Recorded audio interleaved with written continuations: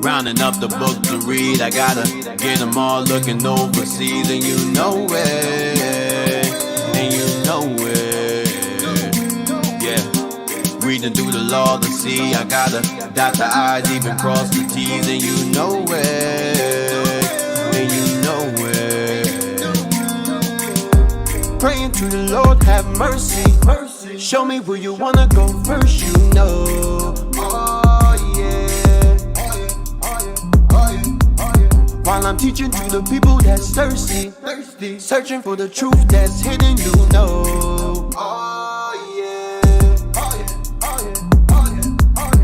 Speak through the mouth from my lips when I'm show me where you wanna go next, you know. Right away. If you lost and you don't know where the truth at, looking all around but you don't know where to go. Well, we gon' show you the way. Okay, let me read the line. Line it up, standing back to back. Kicking 9 times. Doctrine killer, hater stepping back. Captain Joel from the book. Yeah, the prophet's back. Officer Ahim. Yeah, that's Pepper Black. Officer LaCroix. Yeah, from way back. Minister of knowledge. Officer, just remember that. We gon' search the whole world. Oh, yeah. Oh, yeah, yeah, yeah. Oh, oh. Oh, oh. Tell them you know.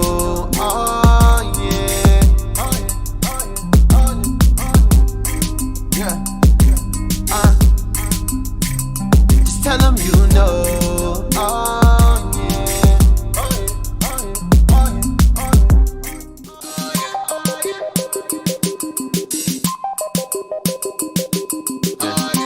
Rounding up the book to read, I gotta get them all looking overseas, and you know it, and you know it, yeah. Rounding up the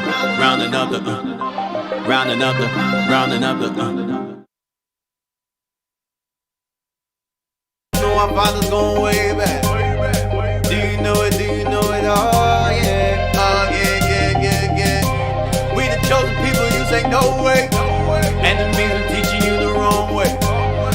Do you know it? Do you know it? Oh yeah, yeah, yeah, yeah. Do you know it? History, yeah. Do you know it? Do you know it? Oh yeah, yeah, yeah, yeah. Do you know it?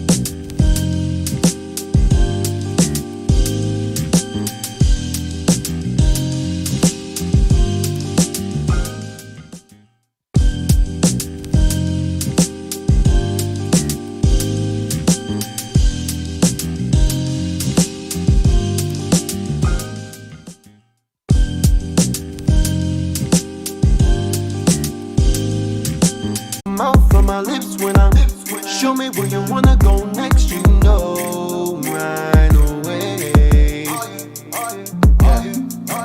If you lost and you don't know where the truth at, looking all around but you don't know where to go.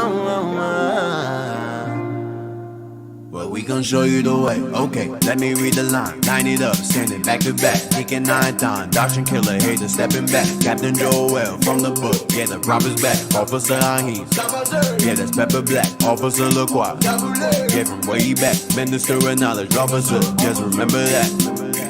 We gon' search the whole world, oh yeah, oh yeah, yeah, yeah, oh, oh, oh, oh. Tell them you know, oh yeah, yeah, just tell them you know, oh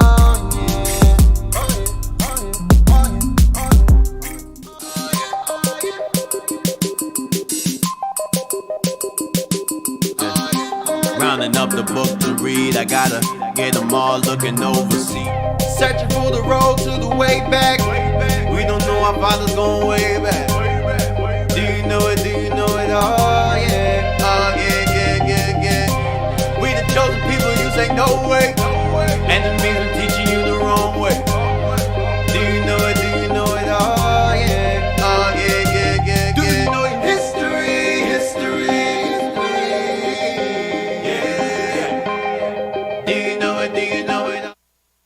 Hey, shalom, shalom. Welcome back. Apologies.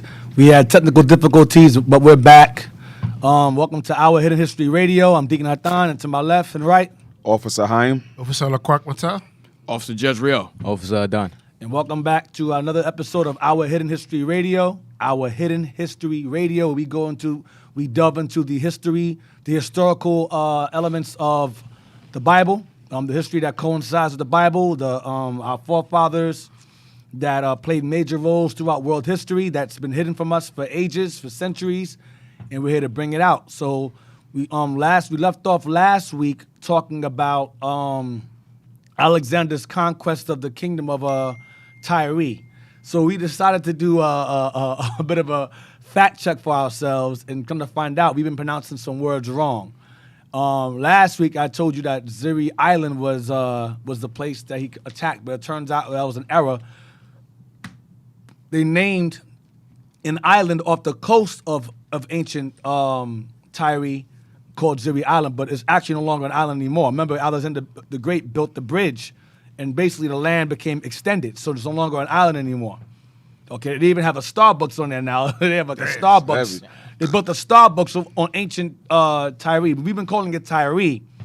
That's also erroneous. It's actually Tyre. It's pronounced Tyre, and Sidon is pronounced Sidon. So it's Tyre and Sidon. So Tyrus and Sidon, or Sidonians, all right, or Tyrians, pretty much. So Tyrians. So Tyrians, whatever. So it's pronounced Tyre. You know, some of y'all, either at the Greek, you had the great Alexander the Great. He had 4 generals. You had we call him Lysimachus. It's Lysimachus. Right. Lysimachus. You had Seleucus. You have Ptolemy. He's not Ptolemy. It's just Ptolemy. And you have Cassander. So we was just doing the Bible pretty much gives you how to pronounce the words. We're too lazy to really look at it. You know, it doesn't really matter. But I think just for edification's sake, Ziri Island is not that place. It's just an island that they named in honor of the ancient place. But the ancient island of New Tyre, there's no longer an island anymore because Alexander the Great built that bridge there and connected it. And how he was able to do that was there was already a bunch of rocks, like a little bridge leading to the island from the mainland. So he just threw more rocks and more rubble from old Tyre into the water, and made a bridge. And then he ended up constructing more. And while that was going on, he had to attack them from the water. So he had to distract them with a navy attack while building that the little bridge to knock the walls down and so forth. And they ended up getting inside. I didn't get into much detail regarding that because to me it's kind of like a bit minor details, but there's YouTube videos that pretty much give you a illustration, on how he managed to get into the walls of New Tyre, all right, and how he built the little land bridge and so forth, which made pretty much the island of New Tyre into the land of New Tyre. Pretty much, it's no longer an island anymore. It's a peninsula now, I believe, something like that. All right, so now we're heading into the Barcas. All right, so I'm excited. I know most of you who love history like myself and the brothers up here, we're very excited to delve into this because the Barcas, believe it or not, the Barcas family, that whole history, that war, leads into a whole bunch of things that took place that pretty much changed history, the leading up to today even. Right. All right, so let's just start it off. We're gonna go and just start off with what do I want to go into? Let me see if I want to bring this out. I have this written on top of my page. Let me see something real quick. Do I want this? Let me see if I want this. So, yeah, I do want this. Okay, so I'm gonna hold on to. Do I want to bring this out now? So Israel. Go ahead, Jess. So Israel, just get your notebooks, your pens or pencils, and take notes. All right. Like Deacon just brought out, we're going to be going into the Barcas. This is extensive history that our people do not know of. Understand? So that's what we doing. We bringing out our hitting history to our people. All right, the Israelites. Okay, right. So the Barcas. This is going to be a fantastic series. Going into the Barcas, going into the Hannibal and so forth. All right. So just tune in. Those of you who are fans of the show Spartacus, right? Yeah. Spartacus, the only black dudes in the show were Barcas. That name is very common. Hannibal, Hamilco are very common names. Barca is a Hebrew name actually. Barca is a Hebrew name. It comes from the Hebrew, so-called Hebrew Barak, which means lightning. Right. Lightning. As like this, like Barak, Barak, same thing. So what else want to get into? That's it. Let's begin. We're gonna go into. We ended off also. I'm sorry. We also ended off when Tyre was conquered. How the Israelites took over. Basically, we took over. Tyre. We took over. Remember. Tyre was conquered. They fled to Africa. When you watch the video illustration, it tells you that many of us who escaped the siege of Alexander the Great, they sailed to Africa during that siege. Into Africa, and established Carthage there. And eventually we ended up becoming the majority and we took over. So let's start that. Let's go to, first and foremost, let's go to the Jewish diaspora. I want page 453. We're going to start with that first. All right? Page 453. Let's start with that first. The Bishop uses this book all the time. This is a 3-volume set.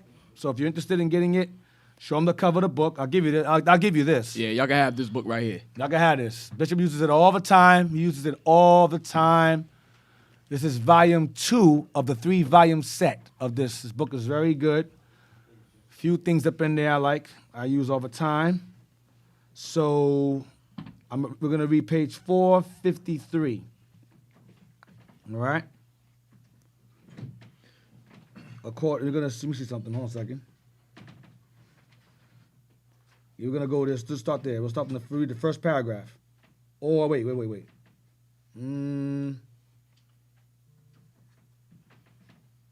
we're gonna read to the second paragraph. Go ahead. All right. This is page 453. I'm reading along with y'all. Go ahead. Legends of Semitic migrations into the Maghreb, North Africa. The Maghreb. That term, Maghreb, will be revisited later on in the series. The Maghreb is going into northwest Africa, that whole region. Mauritania, Morocco, Carthage, which is now known as modern-day Tunis or Tunisia. That whole northwest Africa, Cameroon? Up to my North Africa, right? Northwest. It's like northwest, like Mauritania, northwest. Yeah, Mauritania. You got Tunis. Let me see. I'm gonna look at Maghreb real quick because Hannibal and them had established settlements there. All right? Algeria. Yeah, Algeria. Yes. And, Maghreb would be Libya. Let me real quick. Let's look at. Get and read it. I'll look it up. Get and read the rest. All right. Legends of Semitic migrations into the Maghreb, North Africa. According to most accounts, the earliest Israeli settlements in Africa were in places such as Egypt, Tunisia, and Ethiopia. Right. Maghreb happens to be the territories of Algeria, Libya, Mauritania, Morocco, Tunisia, which is Mauritania. I'm sorry, Morocco, Mauritania is the same place, same region. Mauritania, Morocco, keep that in mind. Tunisia, which is Carthage, and Sahrawi, Arab Democratic Republic, because Ishmael took over. This is also known as the Barbary states. Okay, Berberi. Okay, term barbarian comes from as well. All right. Remember last week they called us barbarians. If you didn't speak Greek or Latin, you were considered barbarians. Our people in Africa were considered barbarians living in the Barbary states, Maghreb. All right, read it again. According to most accounts, the earliest Israeli settlements in Africa were in places such as Egypt, Tunisia, and Ethiopia. Historians believe these settlements may have been in existence as early as the kingdoms of David and Solomon, as well as during the Assyrian invasion of northern Israel in 722 BCE. During the Assyrian captivity, many northern kingdom, we read that last week, a lot of northern kingdom fled into areas of the further east. They went even beyond the so-called Middle East. They went as far as up to Europe, over into the Baltic Sea, over to damn near the borders of China, India. They established some little kingdoms over there. Okay, and some went the other direction. They went further to the west, where Maghreb and so forth we're reading about now. Go ahead, and north of Africa. Go ahead. So a lot of migration took place when the Assyrians came up. A lot of Israel was on the run. We started to flee. We were terrified because the Assyrians were fierce and ferociously terrible people, man. They would torture people. They were really horrible. Even other nations despised them. They were horrible. So when Northern Kingdom and Judah too saw Assyria on the rise and conquered Northern Kingdom, Judah was out. We started to dip too. Even they didn't even attack us. They attacked us also and were successful. But even out of fear of them possibly conquering us, we fled also. Read it again. According to most accounts, the earliest Israeli settlements in Africa were in places such as Egypt, Tunisia, and Ethiopia. Historians believe these settlements may have been in existence as early as the kingdoms of David and Solomon. So when David and Solomon were ruling, Israel went further into Africa even during their time. They started migrating and living in those areas even during this time. Go ahead. As well as during the Assyrian invasion of northern Israel in 722 BCE. Or the northern kingdom. Go ahead. And the Babylonian captivity of Judah in 586 BCE. In the Punic Carthaginian age. See that? In the Punic Carthaginian age. In the Punic Carthaginian age. And it gives you a year. It says some of them fled to parts of Africa during the Babylonian kingdom. We fled there. So Northern Kingdom and Southern Kingdom fled to the same region together further into Africa because of these two kingdoms on the rise. It says during the Punic Carthaginian age, which is 586 BC. Keep that in mind. Go ahead. These communities were augmented by subsequent arrivals of Jews. These communities were augmented means they began to grow in number. Remember last week, we became the majority and took over Carthage. We took over North Africa because during the Assyrian captivity and during the Babylonian. And then remember, Alexander the Great was the one that conquered Tyre. So that's more of us fleeing into Africa again. So it's a huge, huge influx of Israel, Northern and Southern Kingdom, fleeing into Africa. Go ahead. These communities were augmented by subsequent arrivals of Jews after the destruction of the second Jerusalem temple in 70 CE. Babylon. Go ahead. Whoa. I'm sorry. Read again. These communities were augmented by subsequent arrivals of Jews after the destruction of the second Jerusalem temple in 70 CE. Right. So the second temple was destroyed. We fled into the same area again, as we did during Babylon's rising and Assyria's rising when Rome attacked us. When Rome attacked us, the Jews fled into Africa. That's in the Bible. We read that all the time. It's in the scriptures. So there was a huge influx of us that fled into areas of what? Of Africa, because we were already there during the time of what? Assyria and Babylon. So we had family. Hey, our family's up in Africa. Let's go there. Remember what Christ said? Flee into the mountains. Flee into the mountains. The mountains is what? Africa. Right. Continue. When 30,000 Jewish slaves were settled throughout Carthage by the Roman Emperor Titus. Read it again. By what? When 30,000 what? When 30,000 Jewish slaves were settled throughout Carthage by the Roman Emperor Titus. So the Roman Emperor Titus, who overthrew Jerusalem, placed Israelite slaves, Judah primarily, slaves, in Carthage because the Romans conquered Hannibal and made that, it became a Roman province. So that area of Carthage, okay, they put slaves there. They put a plantation there. So Judah was put in Carthage also. Hope y'all understand that. Judah was put in Carthage after 70 AD. 30,000 slaves were put there. That's a very important thing to remember. 30,000 slaves of our people were brought further into Africa as well under King Titus, the son of Vespasian, who overthrew Jerusalem in 70 AD. Okay? Now, read on. Continue. Africa is identified in various Jewish sources in connection with Tarshish and Ophir, and the parallel passage where African land is evidently the same as Carthage. Right, African land is identified with Carthage because Carthage was referred to as Africa. Only that portion of Africa, of the continent itself, is called Africa. Only that portion. The entire continent was never called Africa. Only that portion because a man, well, I'll get to that later on, conquered that area. So in honor of that man conquering that region was called Africa. Okay, as we're going to get into today. So now let's go to Babylon Timbuktu. I'm on page 107. And so, Deacon, also remember in the beginning when you said that, it says about the Israeli settlement. It's not talking about the so-called Jews. Right. Right. Yeah, it said Israeli settlement. About, It says Israeli settlement. Mm-hmm. It's not talking about no damn imposters. It's referring to our people. Right. It's referring to Israelites. Just to clarify that. Just to clarify, yeah. Some of y'all thinking white folks ran to Africa. What the hell for? White folks don't run to Africa to hide from white people? What kind of sense does that make? Let's go hide amongst the niggas. We'll be safe. Right. Come on, man. Okay, the final dispersion of the black Jews of Africa. Hold on, let me get, I want you to start at, we should not forget. I'm going to start there. We should not forget that the Israelites have been engaged in commercial enterprises, activities, and migrations since Solomon's treaty with the Phoenicians. Right, since Solomon's treaty with Hiram. We read that already. We went over that history parts ago. Go ahead.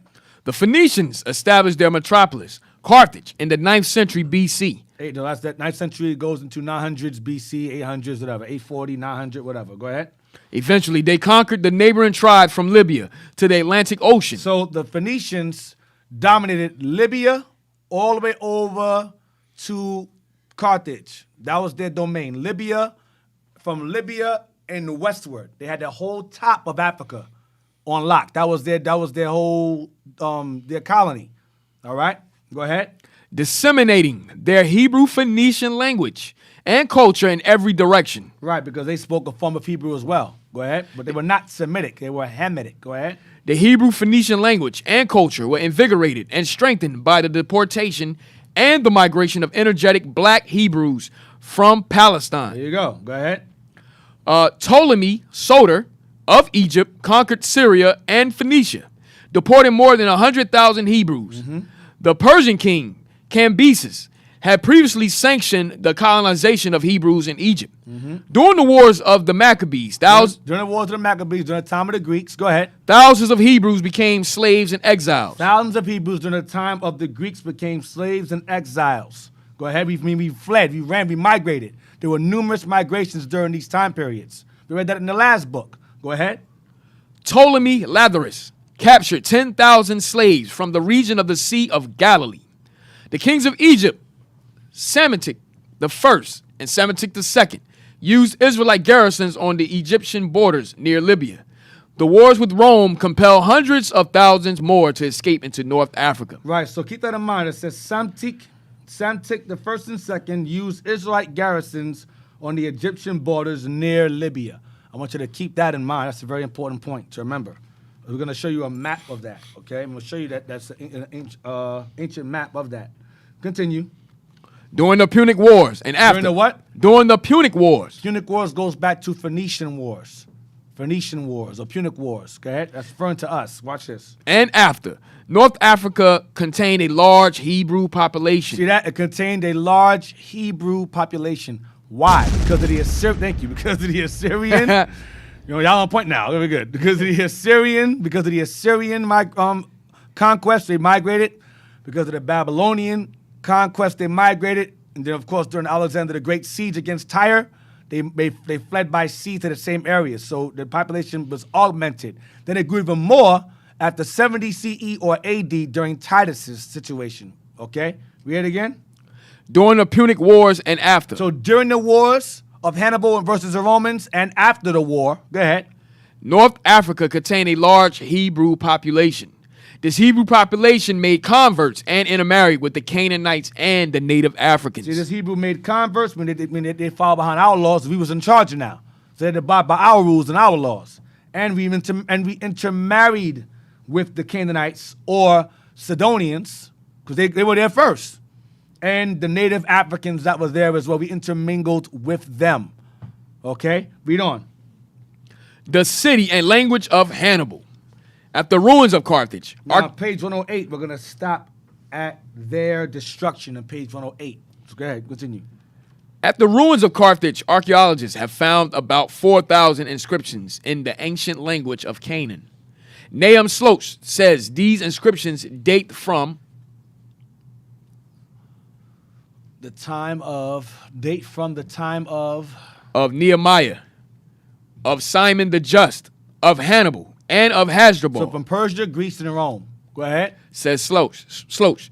And most valuable of all, we have found again the ancient language and writing of Canaan, the rich idiomatic speech of a city which once counted 700,000 inhabitants. And we Hebrew writers, we who write and fill in our biblical tongue, have recognized at once that this recalled Phoenician language is nothing more nor less than Hebrew.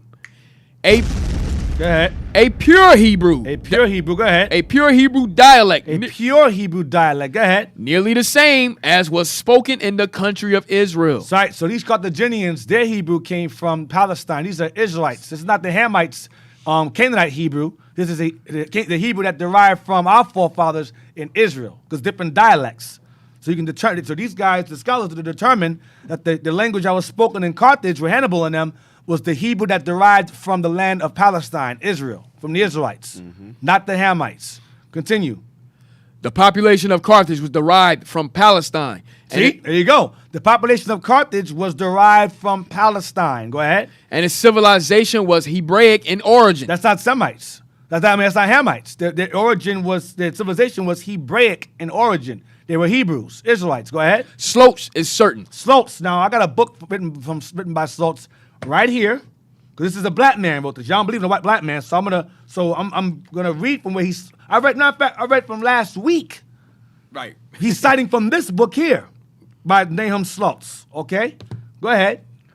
The population of Carthage was derived from Palestine, and its civilization was Hebraic in origin. Sloach is certain, after much research, that the language Hannibal spoke and in which he directed his troops was Hebrew. Was what? Hebrew. Was Hebrew, because he was an Israelite himself. Go ahead. Remember, we read last week that the ones who established themselves since the beginning of the city of Carthage was Zebulun and Asher. They were the first inhabitants. I went over that last week, episode 11. The ones who arrived there with Dido or Alyssa, the ones who are there since the beginning of the time of the city's construction was Zebulun and Asher. Okay, so Let's read. Watch, we're going to read. Watch this.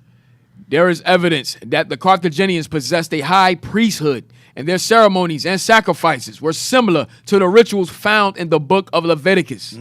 According to some inscriptions, the Hebrew tribes of Asher and Zebulun were in Carthage from the foundation of the city. You read that last week. He's citing from this book here by Nahum Sloach. Go ahead. At the ruins of Carthage were excavated many inscriptions containing many Hebrew names, such as Joab, Joas, and Joel. Because Israelites are living there. Go ahead. The city of Tunis is said to be neither Arab nor European. Neither Arab nor European there. Go ahead. Tunis is a Jewish city. Nowhere else does the Jew feel at home as he does in Tunis. Sloat says so beautifully, and indeed, Tunis, the inheritor of Hebrew, Carthage is the eternal city of the Jews. Go ahead. For like the phoenix, the Jews have risen again and again out of the ashes of their destruction. Out of the ashes of their destruction, we always rise, we always fall, we rise, we fall, we rise, we fall. But this time we falling horribly now. So bad we don't even know who we are anymore. All right? But all praises to our Lord and Savior, the Black Messiah. Yep, we're Christ. coming back. We're We're rise rising back again. up again. When we rise That's again, right. when we rise That's again, right. when You we know, rise right again. Okay, brothers. That's Right. right. And when we yeah. rise again, All we right. ain't falling again. That's right. It's the That's last time we fall, and this is it. So what's happening is we're pretty much entering into the history of the Dark Ages. That's what we're entering in now. We're entering into the history of the Dark Ages. All right? Now, Hannibal and his family, which I did leave out, they come from Libya. That's where they come from. That's why I said earlier that the Carthaginian colonies extended from Libya all the way into Tunisia or Tunis or the Maghreb, Mauritania, Morocco. That was the home base, but most of them migrated from Libya. All right? Now, let's get the Godby book now. The image, the map. Are you sending to them? I'm going to send you. This is a book that we use all the time by Godby. I have made reference to him last week as well regarding a map that the bishop we use. It's an old book called Lost Tribes and Myths, right? Yes, sir. And and this guy, he was a professor of the Old Testament in Duke University in the 1800s when we were still in chains, and he came across information substantiating that the Jews were black, and he was told by his peers that if he were to release information like that into the university, that he would basically lose his job and lose his position. So he basically named it Hebrew Myths or Legends and so forth to give it a mystic-like, fairy tale-ish title, even though it's facts. Okay? So this is a map that he had. This is a map. Now, this book, you are not getting. I'm telling you straight up. If you get it, you got some connections. All right? If you get it, you got some connections. Right. We had to heist. We had to do a heist for this joint. we had to find somebody who had some academic connections. Yeah, connections. To go to a library, a special library, to pick it up, and we And rent we it out take and pictures. rent it out Yeah, and we take pictures. and took pictures and all that. Yeah, right. pretty much. So yeah, we had to pretty much do what we had to do. Pretty much do what we had to do. So now, I read earlier on page 107 of Babylon Timbuktu, it mentions Pharaoh Samik, the first and second of his Israelite garrisons. So if you bring the screen in some more where it mentions show Samik? I believe it shows him. It's on the far, you should see it. It's near Egypt, I believe. It's Pharaoh. You should see where it says Samik. It says Libyan right there. Desert. You should see Samik somewhere. Let me look for it with you. That's as far as you can blow it up? Yeah, you can look at it bigger than that. That map is too big to blow it up. Hold on. Let me It's a look little for it. pixelated. Should be good right here. All right. That's cool. Let me. He's right here. It's right here, Deacon. You see it? Up, Libyan, right above Libyan. Yeah, but they take the arrow, bring it around it, so they can know what we're talking about. Can you highlight it? Right. If you look at Yeah, it says Samtik the first. Remember, so the first and second. What's it at? It's right here above Libyan desert. It's right above it. Right. It says Barca. You see Barca, Cyrenaica. You see that? Barca, Cyrenaica. Cyrenaica is Libya. That's the Greek name for Libya. Cyrene or Cyrenaica. Because Libya, they came from there. Barca, Cyrenaica. Okay, and the border extended from there. And you have Samtik the first. It says Samtik the first. And it gives you a year, but I can't really see it. I think it says 600. What else? You should see Leptis. Go over a little bit. Stop right there, right there, right there. See it? Leptis. Remember we read earlier in the book, Caesar and Christ, it said Leptis Magna. That's where Septimius Severus is from. You see it says Sidon, Israel. Sidon, Israel. Because there was a, remember we had a trade with them. Sidon, Israel, those two migrated there together in this area. Sidon, Israel, remember we intermarried with the native Africans that were there. And we became the majority. All right, and converted them. So it says Sidon, Israel there. See that? And it says So Dick, 800 BC, Sidon, Israel. That's when, what's the name went over there? What's the name? Alyssa went over there. Sidon, Israel, yes. so I mean to jump the gun, but these territories combined is Maghreb, like you were saying earlier. No, I'm moving over to that story. Okay, I'm gonna show okay. you where. You can, yes, it is. Yes, because it's in Libya. Yes, this is all Maghreb here. From Libya, we're gonna, as we going further over to the left, it's gonna all pretty much go into the Maghreb. You see Right, 'cause Tripoli I remember there? exactly. I remember you mentioned Tripoli. Yeah, Tripoli right there. Tripoli is right there. It's in black. No, you don't got to blow It's it out. in black, right there. It's right there. It's Tripoli The right there. bottom right. Tripoli. Tripoli. Algeria's coming right Algeria's down. coming up. Yep. Move it over. You're going to see Algeria. See right there? Coming Yep. down, going down. Algeria. This is the Maghreb here. This is the Maghreb. Right. All right? Then you see, look over, you see it says Jewish garrisons. See right there in Tripoli? Go back to Tripoli again. You see Jewish garrisons. See that? Yep. Yes. Right between the P and the O. There you go. Be able to make it a lot easier for people to see if we just go back into the camera view. If y'all distract them this way. Okay. It's gonna make Yeah. So they want to go right to another view. So you see how it's pixelated right here? Okay, so Yeah. yeah, we're going to switch So- over. This he gonna give you this a pointer. Okay. Pointer. Yeah. So in other words, this matches up with what we just read in the book. Right, in Babylon, Timbuktu, and Caesar and Christ regarding Leptis Magna. I'm bringing it all together for y'all. I'm giving you the maps. This book is very old. So we're gonna give you a better, I guess what this It's gonna more be clearer, it's more defined clear. image of the map. Now, when you see the names of these areas, write them down. Right. Because what Deacon did was compile all that information and making it more easy to understand. We go in and trying to research that thing. We don't know what the hell we're looking at. Nah, we don't. You know what I'm saying? So when you get this information today with the other facts with the books, now you're able to know, okay, if I hear this term, this is what it's pertaining to. Because what Esau did, they separated everything. They named the lands after them, and we don't know the origin names of who ran these areas. So that's why that's important. That's heavy. And this Edomite that wrote this book, man, he did very extensive and heavy research in order to put a map like this together. Right. In order to know where Israel's settlements are. This is Right. an ancient map on Israelite settlements in Africa. From then until now. Okay? And why? And the time frame when he gives you some of them have, it says like this. See right there, it says Daguerreotype, or I'll wait till you guys put it up together. I'm gonna show you something else. Right.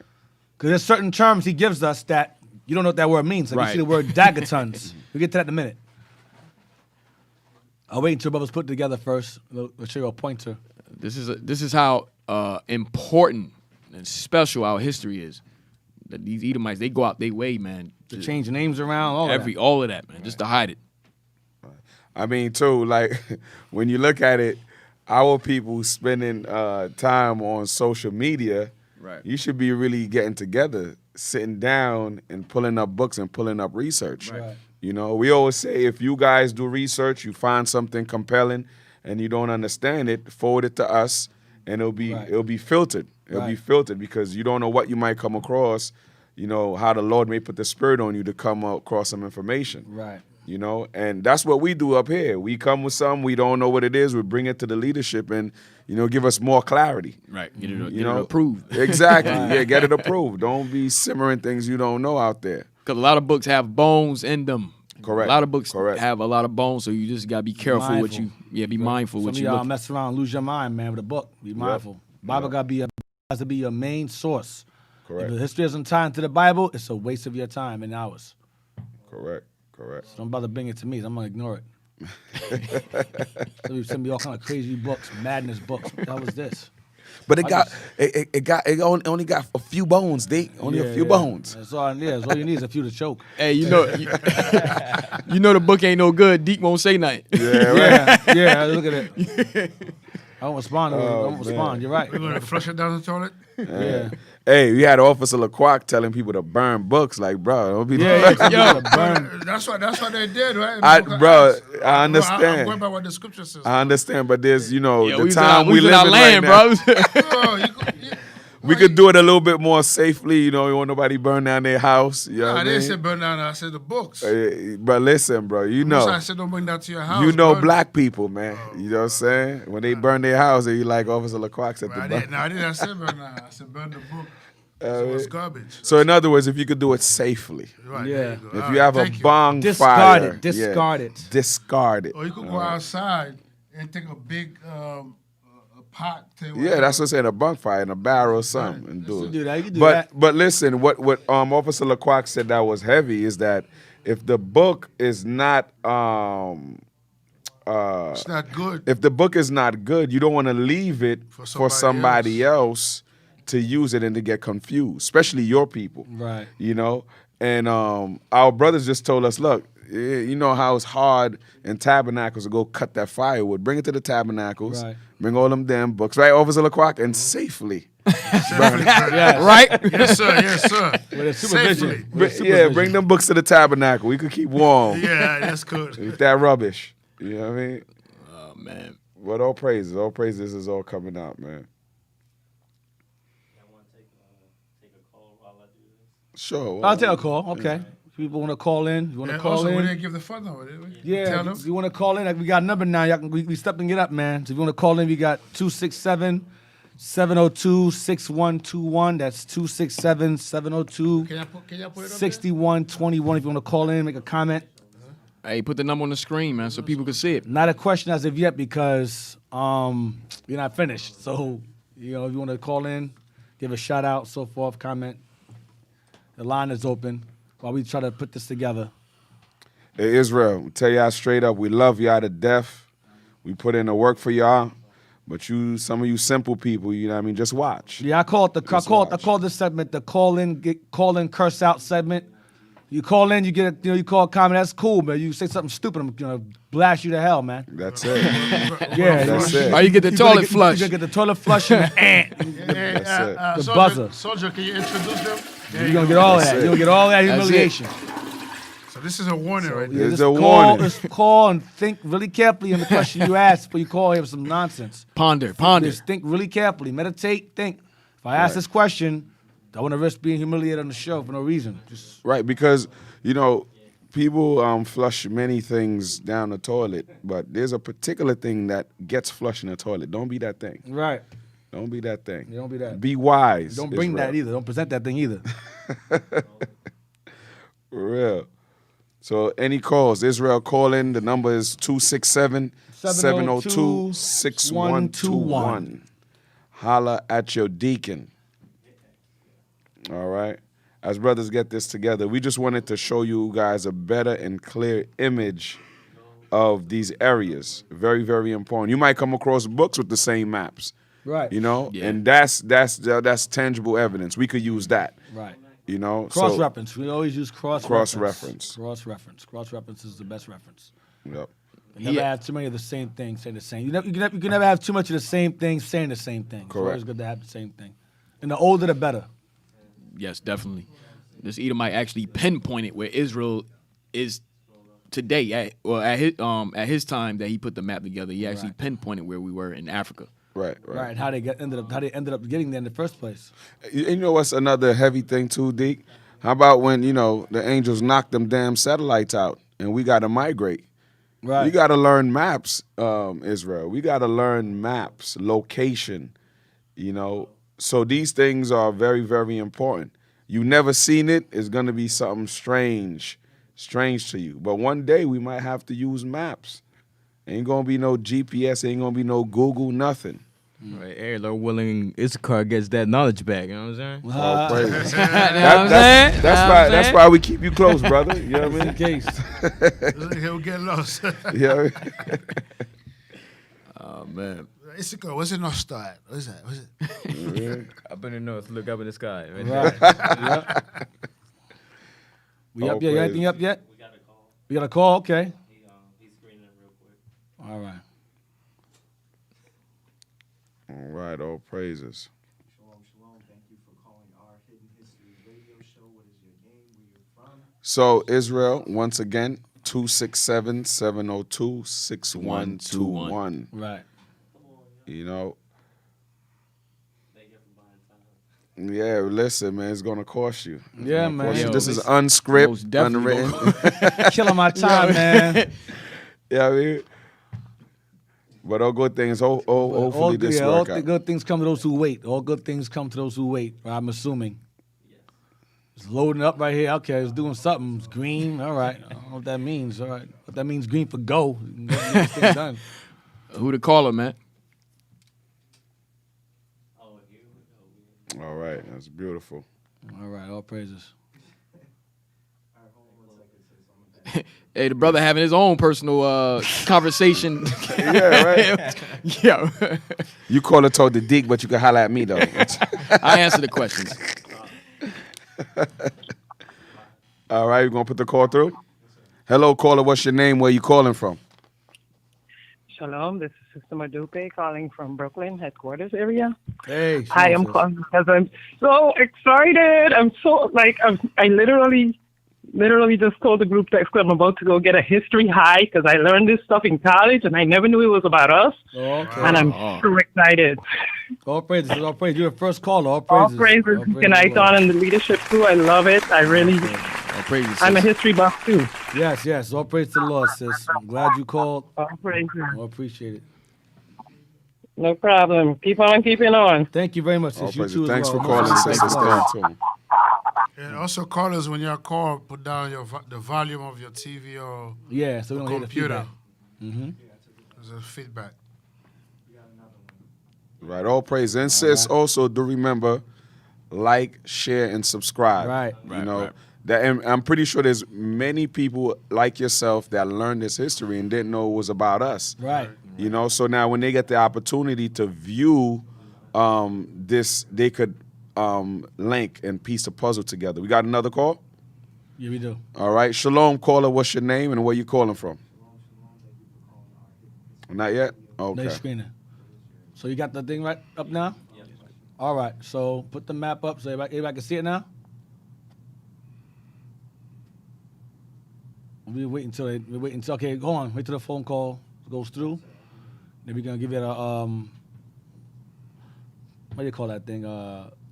Something point when you Pointer. yeah, whatever, Yeah. man. Yeah, that thing. Like a cursor. yeah.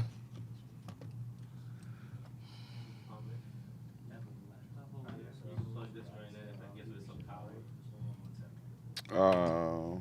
Could I have the anchor charger, right? Yeah. That'll work, right? And then y'all can point to it. All right. Yeah, so again, glad you can hopefully y'all get some edification from today's class. It's a lot of stuff. This history is very, very deep, and it extends into a lot of historical events that took place. A lot.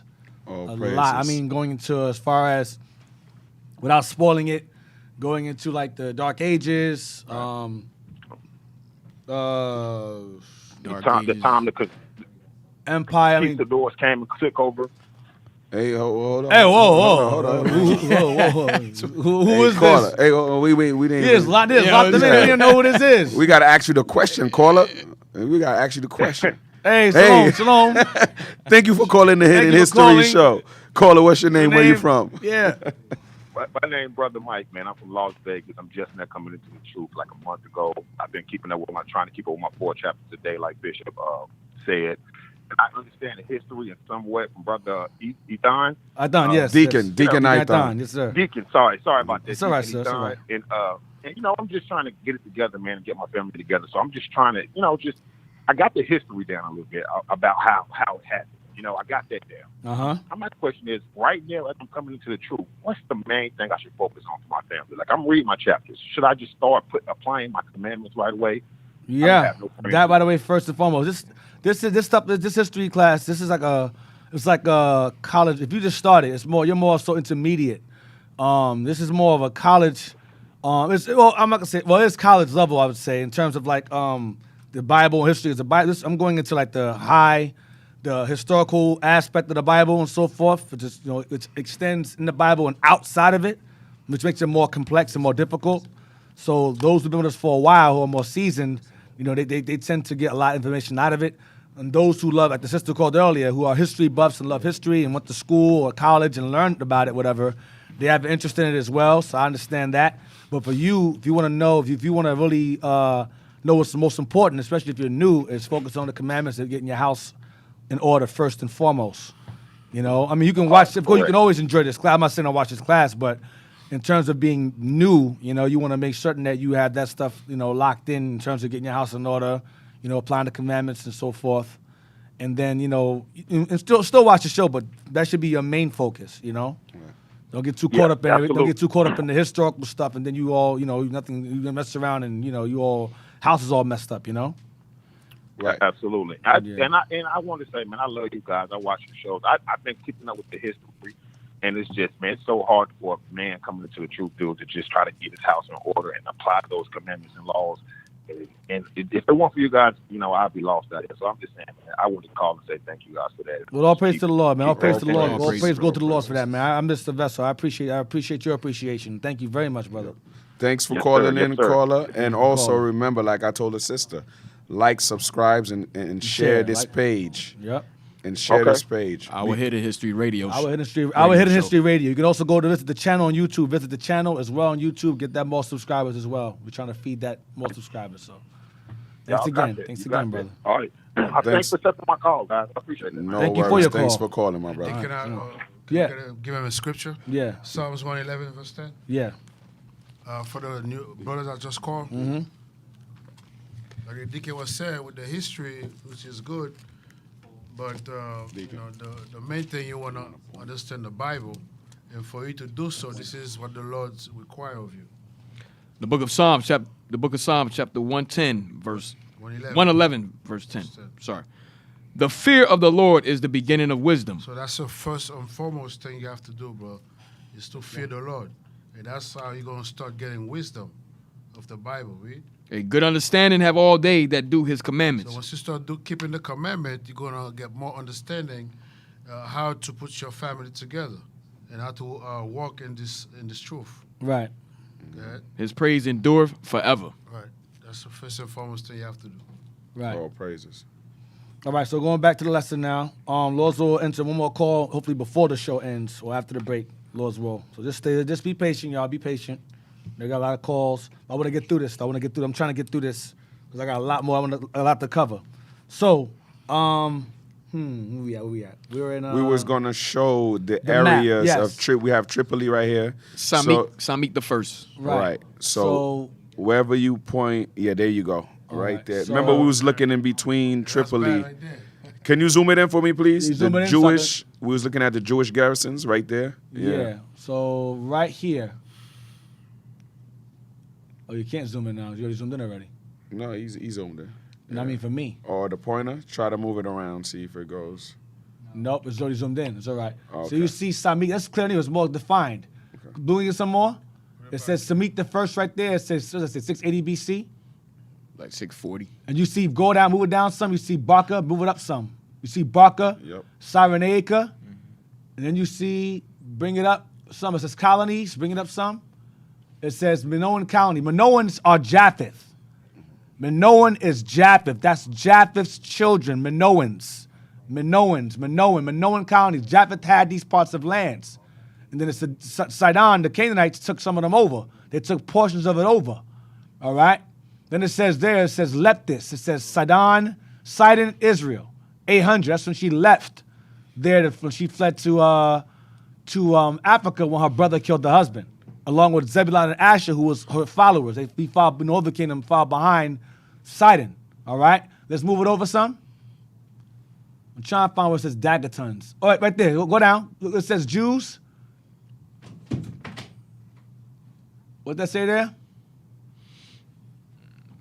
Dagaton. Dagaton is right up under. See right there? Go to the top right. It says something Jews. Under Garten, right there. You see Garten, you see something Yeah. Jews. Nope, go to the right. Right in Tripoli, in the Tripoli section. Right. It says Jewish garrisons, go up to the left. Oh, Berber Jews. Berber, there you go. Berber Jews. Berber Jews. Berber Jews. Berber Jews goes back to the Jews of Maghreb. Berberi. Berber states. Berber Jews. Right, right. We're gonna deal with Berber Jews later on in the series. Berber Jews. That's us residing in these areas and further later on into Mauritania. Berber Jews. All right. You see Dagatons. Dagatons is scattered Jews, right, Jess? Dagatons, Yes, sir. Dagatons means scattered Israelites, exiles. That's what Dagatons means. They were warriors. Right, warriors, warrior exile Jews, Dagatons. It's not a common term you hear all the time. Dagatons is us. All right?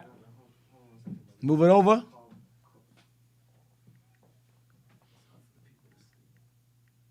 You can't see? It's hard. It's pixelated. Kind of blurry. For them, it's pixelated for them. Push it Well, back so up. come out a little bit. Come And out then- some. Come and out then some. you And can use come the out some. And pointer. yeah, come out. Use the pointer. Come out Yeah. some. And I'll use the pointer. Can y'all see it now? Zoom it out. I'm Zoom glad you out. guys are making comments. If you can't see, if it's blurry to you, we'll bring it out some, and I'll point to it. Look at that some more. All right. You got some other way out. Let me know if y'all can. Let me know, and I'll do this.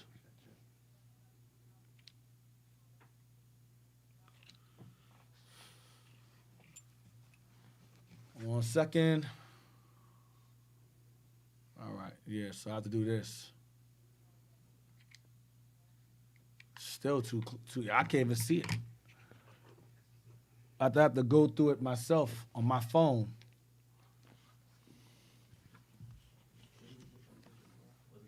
Yeah, we're gonna work out a way if y'all can see it clearer. They can see it. They can see They it. can see it now? Yeah. Okay, I'm gonna look at it on my phone so I can see it, because I can't see that far. All right, let me get That's blurry. Yeah, you use this. Zoom it out a little bit. Nah, it's too pixelated. It's too pixelated, yeah. I'm looking at it. You see it's too pixelated too? So when you bring it out, it's more clear, more defined? This is what they see? Yeah. No, this is my own picture. Oh, okay. All right. Take that picture, send it to them to see what happens. So let's see. Let's go over. You have Daguerreotypes. You have says Berber Jews. You have Jewish garrisons. You have Daguerreotypes. Then it says Black Jews. When you go over, you should see Tripoli. You should see Black Jews. Right in the middle, it says Biscuit Jews. Hold on, D. We're going to send a better picture. Oh, you can do that? All right. Get a more defined image, maybe a higher resolution.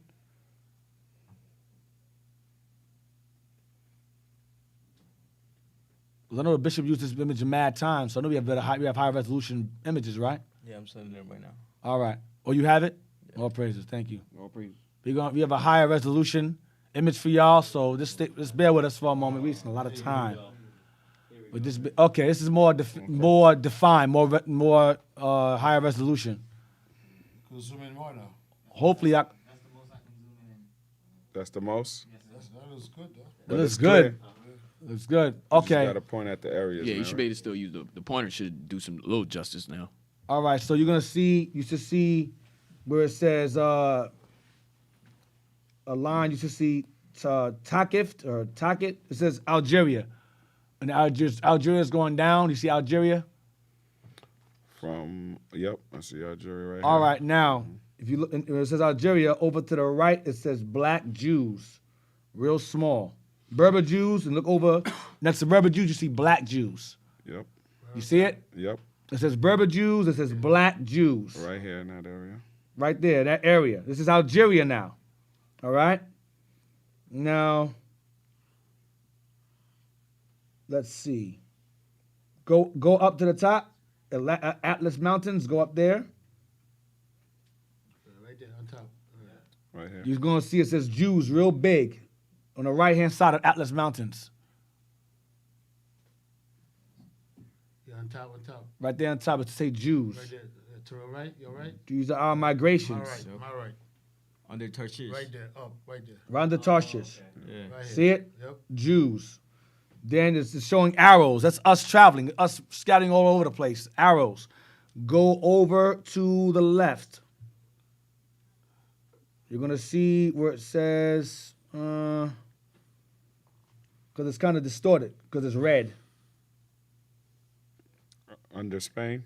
Yeah, under Spain, yes. You see Jews there. I can't define what I can't really see what that says. It says Great Atlas. This is Mauritania here. All right? That's out by Morocco. Yes, the same place, the same area. Morocco, Mauritania, right. You're going to see, go down to the left. You see Mauritania, you're going to see it says, watch what it says.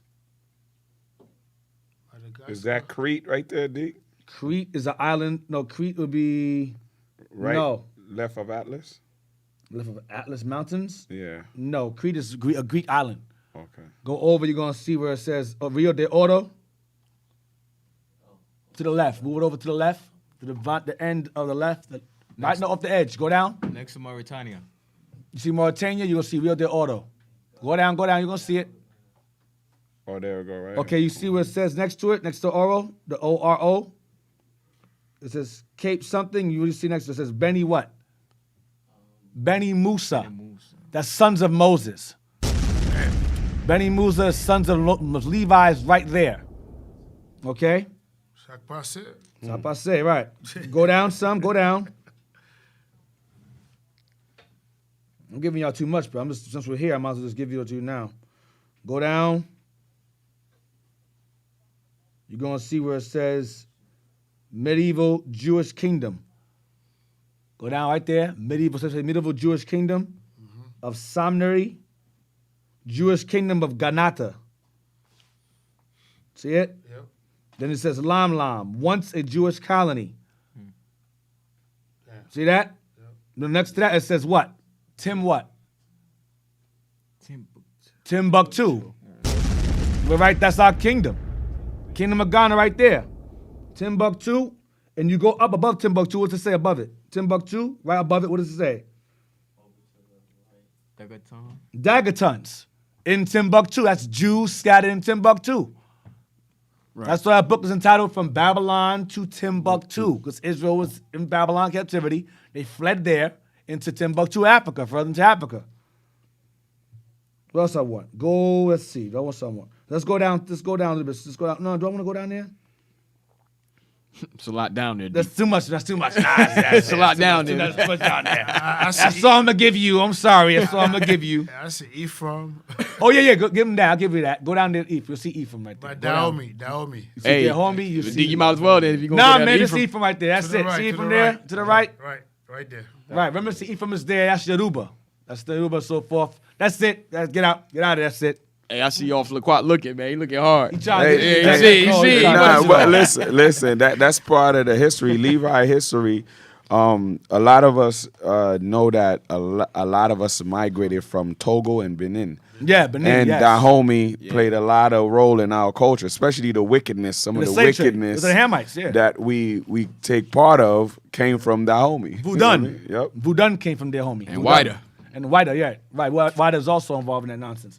So now, let's go back to where we was at. We sidebarred. It's 145. Oh, God. We sidebarred a lot. So now, let's get Caesar and Christ now. Page 40. Caesar and Christ, page 40 now. Hopefully, so that map is very, very, very, very much, this book is falling apart. Dang. That book is very important. Hard to get. You can get it. You got it like that. Hey, by all means, get it. But you know, Get two. yeah, get to it. Yeah, So I went to Deacon. yeah. I already have one, but just You got to make sure it doesn't go to Captain Joel's address, though. Yeah, no, we'll never see it again. We love you, Cap. We love you. Cap. Yo, you know he's gonna call, right? Yeah. He might call. He Miss might you, call. man. He might call. He be like, Page. "Hey, I got kisses on you. I got kisses on all of you. Yep. We're gonna be page 40 of Caesar and Christ. We're gonna go through their coinage. Or page 40 of Caesar and Christ. Through their coinage. That's where we starting, Deacon. That's where we're starting from. Through their coinage, and we're gonna end at page 41. Glass beads. All right, yes, sir. Through their coinage, was undistinguished. They were apparently the first to issue the equivalent of a paper currency. So we're the ones that started paper money. We're the first to start paper money. See, that's the thing. Why people think that everything came from the so-called European. It did not. Lies. Even the language itself, alphabet, that came from the Phoenicians. That came from us too. We taught them that too. The Greeks and Romans. Their alphabet, alpha, mega, that Latin, that alphabet, that's us. Even the language, English itself, but that's later on. The English language, I'll get to that later on. That's ours too. But, well,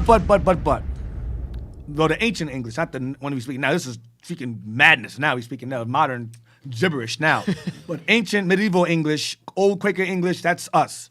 But let's continue. So we had paper money. We started off with paper money. Go ahead. Paper currency. Leather strips stamped with signs of value. So we use leather strips stamped with what? Signs of value. Like a $, a $20 sign, the $5 symbol. We started that from us. Go ahead.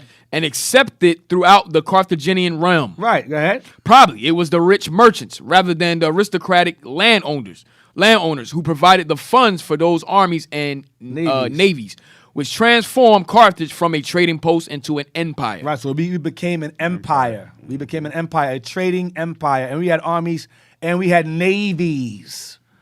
All right, go ahead. The African coast, except Utica, was conquered from Cyrenaica to Gibraltar and beyond. See that? Cyrenaica, that's Libya. Cyrenaica, Libya, right there in the map, the Gabi map. Go ahead. Tartessus, Gades, or Cadiz today, and other Spanish towns were captured. And Carthage grew wealthy from the gold, silver, iron, and copper of Spain. See that? So we took over. We started to take all these lands over piece by piece. Tartessus, Gades, Cadiz, Gibraltar, Cyrenaica, we conquered. We took these lands. Remember, Japheth had these lands. We took it from them. All right, go ahead. Carthage grew wealthy from the gold, silver, iron, and copper of Spain.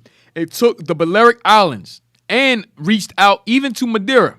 It conquered Malta, Sardinia, Corsica. Now, Malta, the island of Malta, is where Paul was where that snake bit Paul in the hand. He threw it in the fire. That's the island of Malta. We had that land too. That was our colony also. That's where the barbarians. That's why Paul went over there, because we were still remnants of us still there at the time. And they call those people the barbarians. They call them barbarians. They called them the barbarians. Right, the Berberi. Yes, thank you. That's right. Continue. Sardinia, Corsica, and the western half of Sicily. It treated these subject lands with varying degrees of severity. We didn't play with people. We didn't play because they had inhabitants that were in those lands. We took it over and made it ours. Go ahead and colonize and intermingle with them. Go ahead. Charging them annual tribute, conscripting their population for its army, and strictly controlling their foreign relations and their trade. In return, it gave them military protection, local self-government, and economic stability. We may judge the wealth of these dependencies from the fact that the town of Liptus Minor paid 365 talents, which is 1,314,000 today, a year into the Carthaginian treasury. We was balling, man. We had $1,314,000 a year. We were collecting the taxes, running things, Getting money. getting money at the time. Go ahead.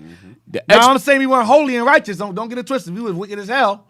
But during this time, we ran things. That's all I'm saying. During this time, we dominated. This is what I'm showing you is we're entering now slowly.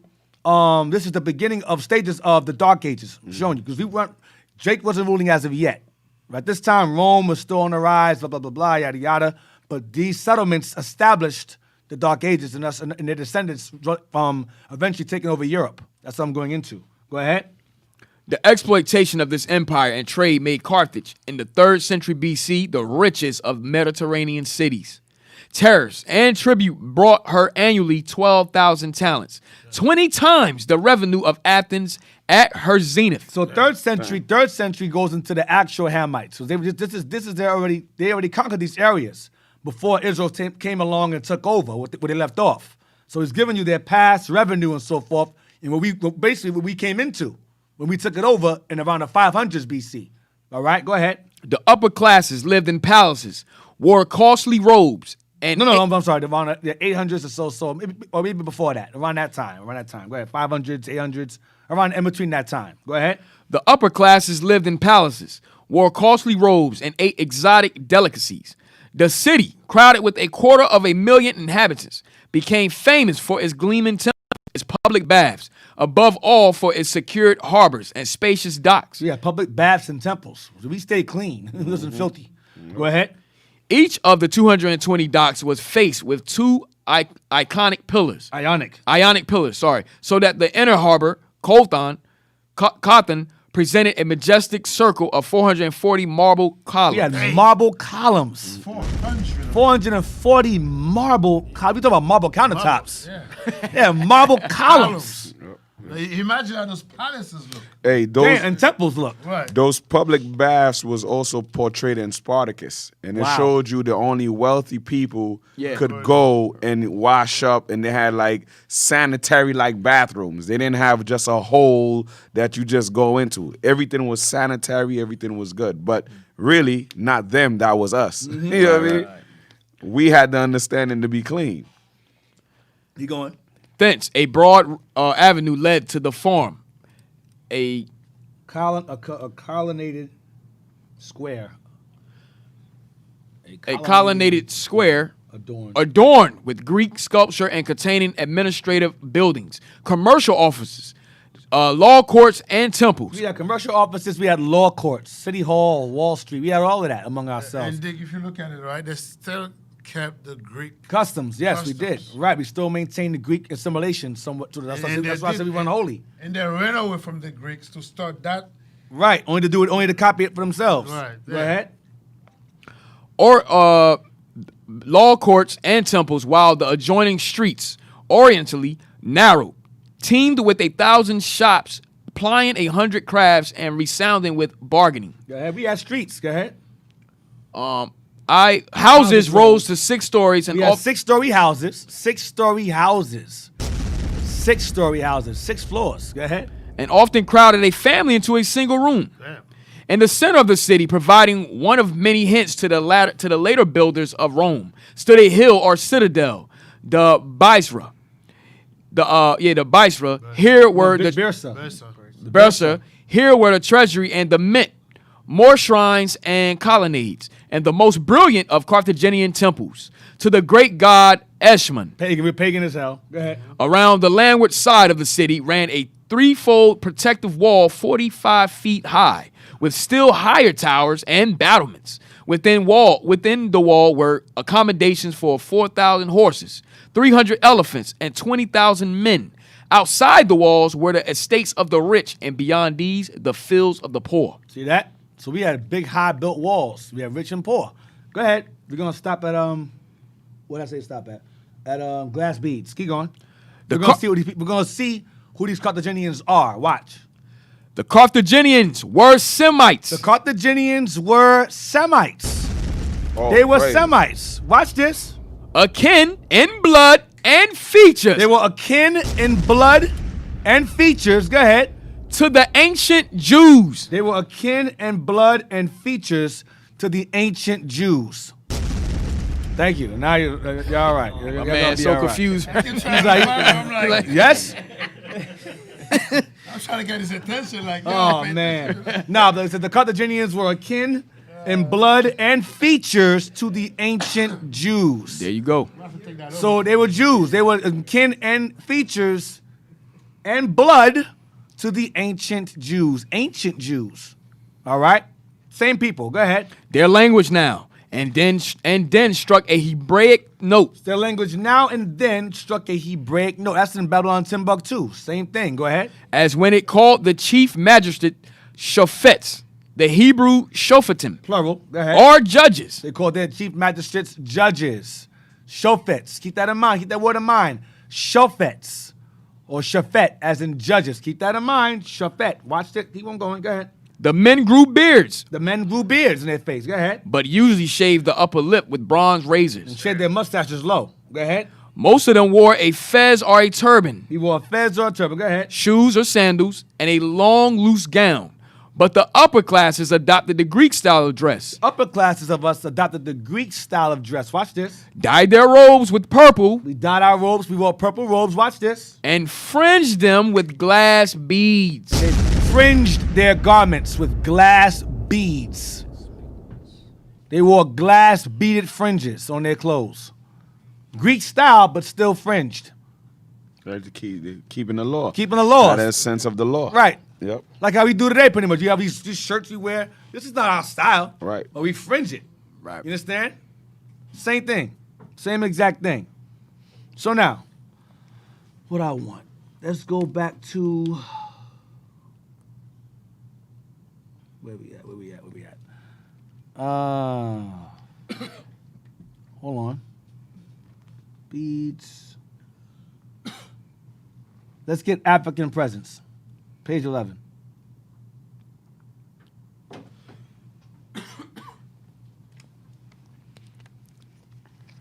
Regarding Hannibal. Let me see. He was in kin and blood, and the Carthaginians were akin in blood and features to the ancient Jews, right? Page 11 now. This coin is very, very popular. This coin we're going to look at is very popular.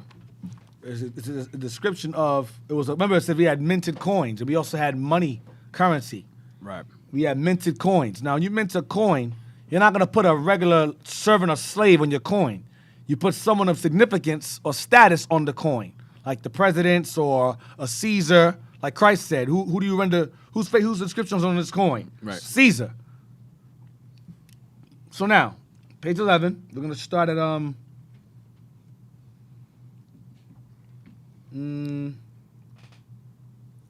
I point to the new.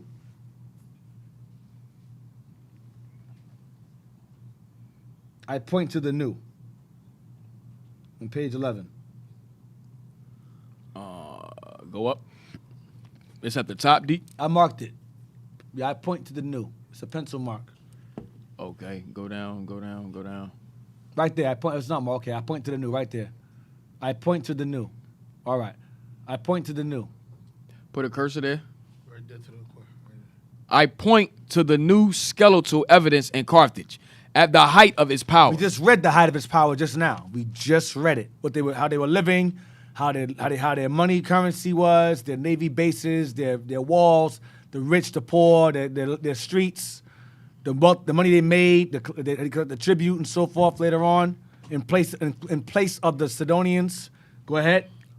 In the time of Hannibal, which establishes it as largely Africoid in a physical sense and largely African in a cultural sense. Because when we follow African gods, go ahead. Heretofore, it has always been claimed to be a mere extension of the Phoenician or Punic Empire. Phoenician or Punic, which is the same word. Pony is Punic, Phoenician or empire. Go ahead. I look critically at terms like Moor, Arab, Berber, and Libyan. Remember that? Berber Jews in that map we saw on Godby's map. Berber Jews. So he said, I focus critically at the term Moor, Arab, Berber, or Libyan. Why? Because whenever you deal with the Messiah, for example, his description, what does the white man say? Oh, he was Middle Eastern or Arab. Mm-hmm. Watch what he says here. Watch. Which means entirely different things to different historians. Which mean different things to different historians. Watch this. And which have been used indiscriminately as racially, culturally, or geographically discrete entities. The confusion springs at times from an innocence of the multiple mixings and movements in Northern Africa and Europe, but more often than not, from a deliberate attempt to deny the African any major role in the world's great civilizations. What does that mean? That means that they used these four terms, Moor, Arab, Berber, and Libyan, to say, rather than to say it's a Negro, they thought, oh, he's an Arab. Oh, it's a Moor. Oh, it's a Libyan, rather than to say Negro. So it keeps the confusion going around. So you may be reading about one person and say, oh, he's an Arab. Meanwhile, he's a Moor. You read about another person, oh, he's a Berber. Meanwhile, he's an Arab. You understand? They mix it. It's all confusion. You gotta do more. That's why we tell you gotta do your research, cross-reference to know what is what and who is who. Because Esau played games. This is semantics here. Jump down to verse the word more. The word more has its origins in 46 BC. When the Romans invaded West Africa. The Romans invaded West Africa. That was a term that they gave to the inhabitants of that land. West Africa, go ahead. They called the black Africans they met there Moris. Moris, go ahead. From the Greek word moros, meaning dark or black. So that's you get the term Morocco or Mauritania. That means land of the blacks. Mauritania. All right, now I saw one. Let's jump to page 138. So that's more is the term Romans gave us. So more is a nationality. Right, it's just the complexion. Some crazy ass Negroes. I'm a Moor. I'm a Moor. What's your nationality? I'm a Moor. With that foolish looking hat. The fez. Remember, it said we wore that. It says that the Carthaginians wore a fez or Right, a turban.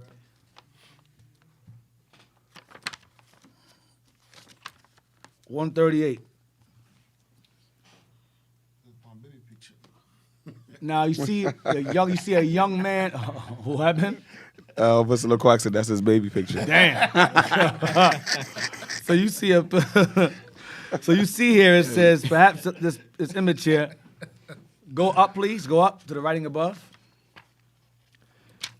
Perhaps it belonged to the real Phoenician, but most of the Punic population in Carthage had African and even Negro ancestors. Well, what? Says perhaps it belonged to the real Phoenician, but most of the Punic population in Carthage had African and even Negro ancestors. African and Negro ancestors. They intermarried with them. We read that in Babylon Timbuktu. They intermarried. Go ahead. There are repeated references in many documents to the massive intermixing. We read it earlier. Massive intermixing of Negro and Africans. Two different people. You see here different descriptions of the coin they found. You see the elephant on one side of the coin and the face on the other. Go down to the bottom.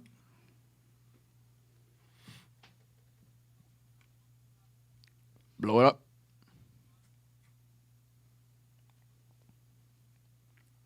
Read that. African faces on the coins of Carthage. Elephant represented on the other side of coins seemed a memorial to Hannibal's march across the Alps and his victory over the Roman army. The panorama of faces, of which these are a few, indicate the Africoid ancestry of the Carthaginians at the time of Hannibal. You read earlier that they were what? That they were akin in blood and ancient features to the ancient Jews. They had Negro features. Now, jump over to page 139. We have it marked off. Nevertheless, watch this. Watch this now. I'm going to show you how evil these historians are. Watch. Read that. Nevertheless, there are some extremely interesting pictorial representations which appear on Carthaginian coins in the time of Hannibal. There is a fine reproduction of it in Professor Frank Snowden's book Blacks in Antiquity. See figure 2. Here we have a type which gels with Professor Gisselle's skeletal evidence and which is identified as to period and purpose by the depiction of the African elephant on the other side of the coin. Watch this. As we all know, Hannibal performed the greatest military feat of ancient times by the use of African elephants. Right, crossing the Alps. Go ahead. Africans also were in the van of the army of the Carthaginians, now known to be largely Africoid people. Yet Snowden claims that these are representations of some of Hannibal's mahouts, elephant riders, while other Africanist historians claim this is Hannibal himself. So Esau says, Europeans say that the guy in this coin is not Hannibal himself, but his servant or elephant rider, not Hannibal. Why would you put your servant on a coin? For what? Makes no sense. That makes no sense. No one does that. Continue. Watch this. The Carthaginians rarely use coins or statue or stela to depict a figure not in the pantheon of gods or in the aristocratic hierarchy, and would deny a figure's centrality or prominence to indicate its comparatively lower social plane or stature. Meaning they're not going to put a regular person on a coin. A regular guy, he rides an elephant, put him on a coin. That makes no sense. What they're saying is the person on this coin is Hannibal himself. This is Hannibal. Young, 20-something-year-old Hannibal on the coin. That's who it is, not his elephant rider. That's stupid. Go ahead. We would therefore like to know which European speculator started this story about these coins representing mahouts. And we would like to ask Professor Snowden to enlighten us on this question. Because he started it. Go ahead, saying this nonsense. Go ahead. For we have seen an Egyptian pharaoh identified by a major British journal as a dancer because it was too obviously Negroid. So here's the image of an Egyptian pharaoh being black, and rather than say it's pharaoh, so he was a dancer. Man, these people, man. Lying, man. Just lying. Bruh. Go ahead. and this is what we do today, right? Is what we do. We do all type of coonery dancing. Right. So it's not far-fetched for our people to relate to that garbage. Right. Go ahead. And coming from a period not conventionally associated with such ignoble types. Yeah. But whether Hannibal was an indigenous African or not is irrelevant. Carthage, as a civilization, was largely African before the Roman conquest and rebuilding. That's all I want. So the person on that coin, go back to the image again of the coin, that's Hannibal on the coin. That is not a mahout. That's Hannibal. Okay? In his 20s, when he took over his father's military, when he died, when his father passed on. So He passed the torch. So the leader is gonna take time just to put This slave on the right, coin. on the coin. You know Come how on, long man. it take? Go So put your hold cook. up. Go put your cook on the coin. So hold on, why America never put us on a dollar bill, Right, on right, a quarter right, yet? right, At least a penny. They won't even put Harriet Tubman on the damn Yeah, I coin. mean- They fighting that. They just wouldn't do it. They ain't doing it. They just wouldn't do that, man. Not that it don't matter, but they're not doing it. All right, so we're gonna go on break. We're gonna take a break, a quick commercial break, right? All right, so stay tuned, stay with us. Lord's Lord, my child finishes up. Dude, you lost a lot of time. Shalom. Shalom.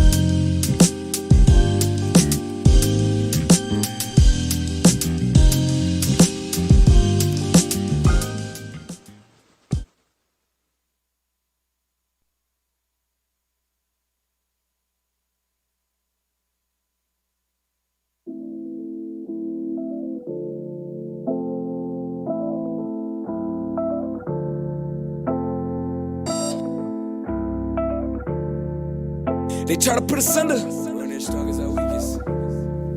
They try to put us under. They try to put us under. No longer we teachers be moved to a corner. But we rise to the summit.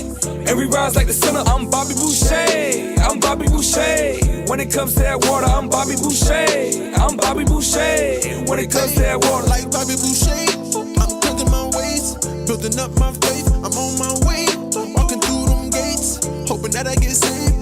They try to put us under, but we rise to the summit. No longer will I teach you be moved to a corner. They try to put us under, but we rise to the summit. No longer will I teach you be moved to a corner. We the best like Ali, without the shakes. Heathens burn at noonday, call it wake and bake. Water rising up, understanding, make you elevate. Water boys with fridges on, drink and hydrate. Young man, endure to the end, every night I pray. Make sure you stay thirsty for the word, that's what Captain say. Drinking this rock, you never thirst again, that's what Jesus say. Make it so you may die in this life and never pass away. They try to put us under. They try to put us under. No longer we teachers be moved to a corner. But we rise to the summit. And we rise like the center. I'm Bobby Boucher. I'm Bobby Boucher. When it comes to that water, I'm Bobby Boucher. I'm Bobby Boucher. When it comes to that water. Like Bobby Boucher, I'm cleansing my ways, building up my faith. I'm on my way, walking through them gates, hoping that I get saved. They try to put us under, but we rise to the summit. No longer will our teachers be moved to a corner. They try to put us under, but we rise to the summit. No longer will our teachers be moved to a corner. That's that water, water, water. Gotta teach it to your sons and your daughters. It can solve all your issues. Look at everything we've been through. We supposed to be drowning in it, sounding it, happy and smiling when we get it. But we so wise to do evil. You know we a stiff-necked people. We need that water by the word and stop believing what you heard. We need that never thirst again. You didn't lead that church that you in. Cause if your pastor was Pinocchio, then his nose would be long as hell. Colossians 3:9. So he need to be going to jail. Creflo steal your dollar. TD, he a snake. Lion, Kermit, Thomas. Be poisoning all the Jakes. They try to put us under, but we rise to the summit. No longer will your teachers be moved to a corner. They try to put us under, but we rise to the summit. No longer will your teachers be moved to a corner. They try to put us under. They try to put us under. No longer we and teachers be moved to a corner. Where we rise to the summit, and we rise like the sun. I'm Bobby Boucher, I'm Bobby Boucher. When it comes to that water, I'm Bobby Boucher, I'm Bobby Boucher. When it comes to that water, like Bobby Boucher, I'm cooking my ways, building up my faith. I'm on my way, walking through them gates, hoping that I get saved. They try to put us under, but we rise to the summit. No longer will our teachers be moved to a corner. They try to put us under, but we rise to the summit. No longer will our teachers be moved to a corner.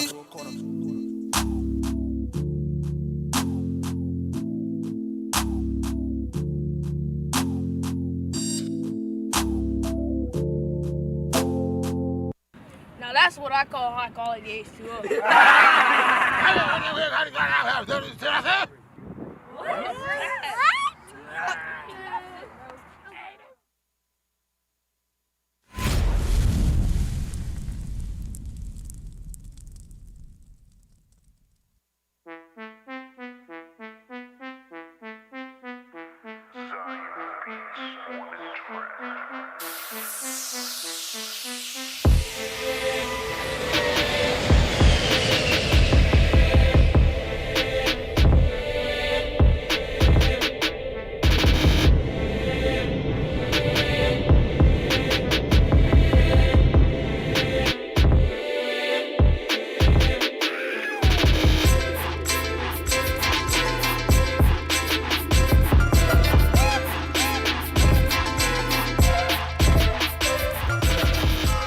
Shalom. This is Bishop Nathaniel of Israel United in Christ. I want to start off by saying thank you to all of our Booster Club members for your many donations and much more, your prayers. We visited faraway countries and strange lands. We've even spoken to dignitaries and were detained for spreading the glorious gospel in Cuba. The truth is that the descendants of the 12 tribes of Israel were scattered throughout the world. Help us on our journey as we continue to raise up the nation of Israel. 12 tribes worldwide. Join or donate today. Shalom.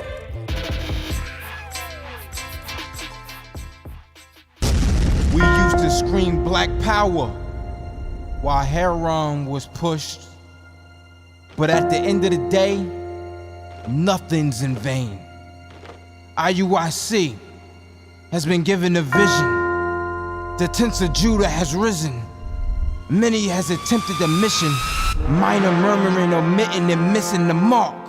Just reading that he had the flame of fire in his eyes gave us the spark. We on Paul's mission. We out on the road. Purple and gold. From Mexico, Cuba, Haiti, Ghana, Sierra Leone. 144,000 boots banging, concrete crackling. These are our men repented at heart. The scriptures is proof.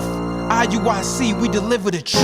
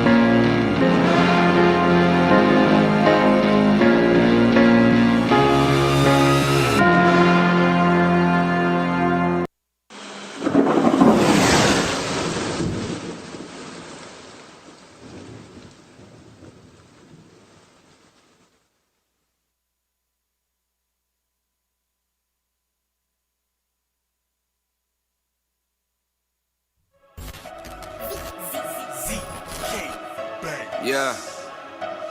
We're only as strong as our weakest. We're the Jews that do what you won't do. Like after prayer, go and get it. Might as well boycott marching. Cause after King, it ain't it. Got keeping these laws, yup. The first thing on my hit list. Got enough wine in my cup.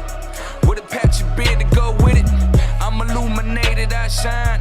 No recompense for of your crimes. What's missing in unity was a lot of you in and not I. Got IUIC up in the forefront, and instead of love, you despise. How we supposed to come together when we add all you do is divide? Never break, they say they made it, but the people at the bottom made. Now we say that our God is great, the sons of God are woke and they never break, they say they made it, but the people at the bottom made. Now we say that our God is great, the sons of God are woke and they. We the most hated in all the lands because we know the truth. On the corners pulling scriptures, but that's not all we gon' do.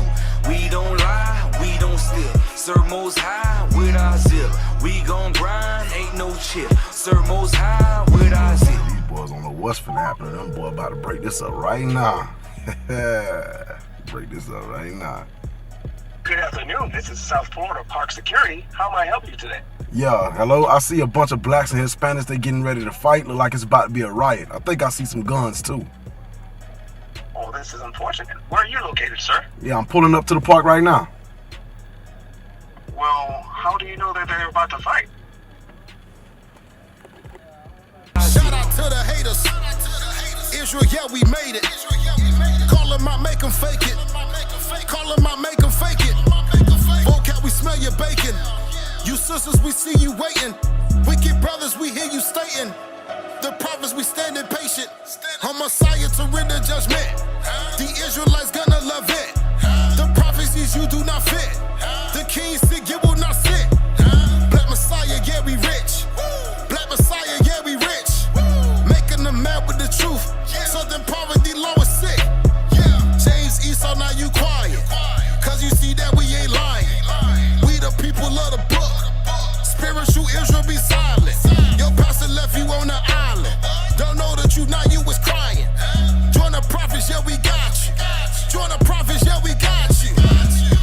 We the most hated in all the lands because we know the truth. On the corners pulling scriptures, but that's not all we gon' do. We don't lie, we don't steal. Serve Most High with our zeal. We gon' grind, ain't no chill. Serve Most High with our zeal.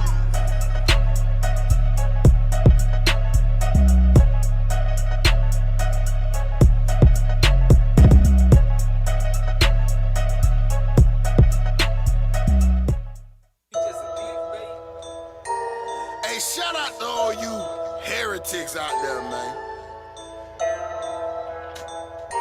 Same old spiggers. Yeah, one time for you heretics. One time for you dumbass. Two times for you brothers that ain't do. You just clickbait. Y'all, this ain't a diss tape or some truth tape on a mixtape. Keep the laws, but you still hate. One time for you heretics. One time.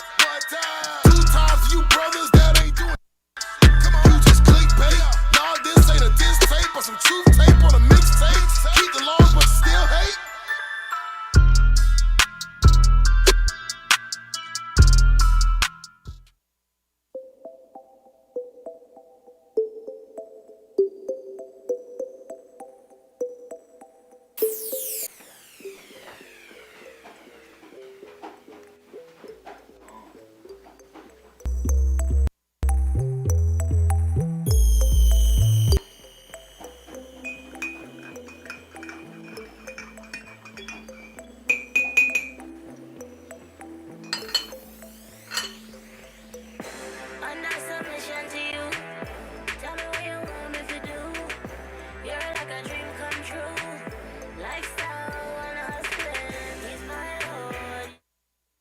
Here's your tea, my lord.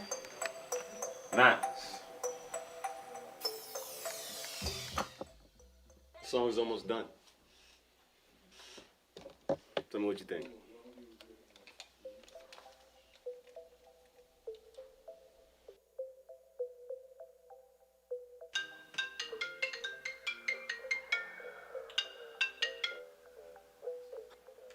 Yo, Energy Wolf, Wagwan.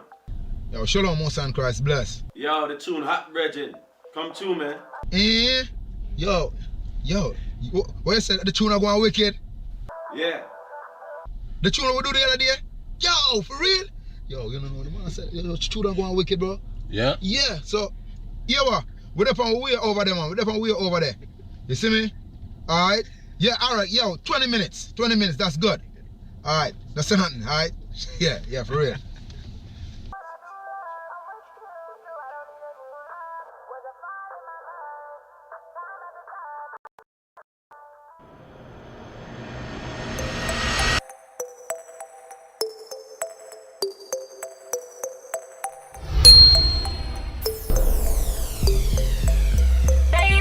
You show me what is true love. Under submission to you. One man, you're the one I dream of. Tell me what you want me to do. Baby, you show me what is true love. Under submission to you. One man, you're the one I dream of. Tell me what you want me to do. Under submission to you. Tell me what you want me to do. You're like a dream come true. Lifestyle on a husband. He's my Lord, he's my Lord. He's my Lord, he's my Lord. Baby, you show me what is true love. One man, you're the one I dream of. It's true, you're the one I do love. I'm with you, so I don't need a new love. Was a fight in my mind. Time after time, I cannot deny it. Then you open my eyes, then you show me the light, and I finally realize. Under submission to you. Tell me what you want me to do. You're like a dream come true. Lifestyle on a husband. He's my Lord, he's my Lord. He's my Lord, he's my Lord. One woman satisfy me. Ride out that, yeah, she stay by me. Me not fi deal with the white nor the Chinese. Black woman, that's my wifey. My house, me run that. If a man can't roof, I burn that. I feel submit, me no take that. But me know say some man no get that. Then still no she stay with me. And she know don't play with me. Don't grow old in her age with me. And spend all her days with me. Cause I make her plain to see. My love I don't make believe. But she says she'll never leave. If faithful she'll always be. Tell them baby girl. Under submission to you. Tell me what you want me to do. You're like a dream come true. Lifestyle on a husband. He's my Lord, he's my Lord. He's my Lord, he's my Lord. Listen, man.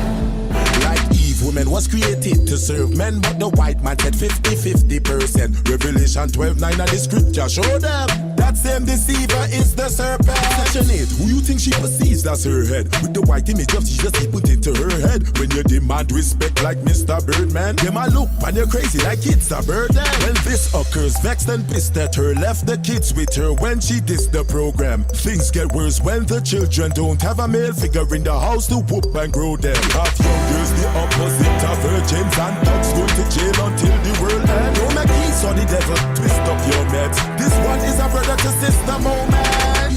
Under submission to you. Tell me what you want me to do. You're like a dream come true.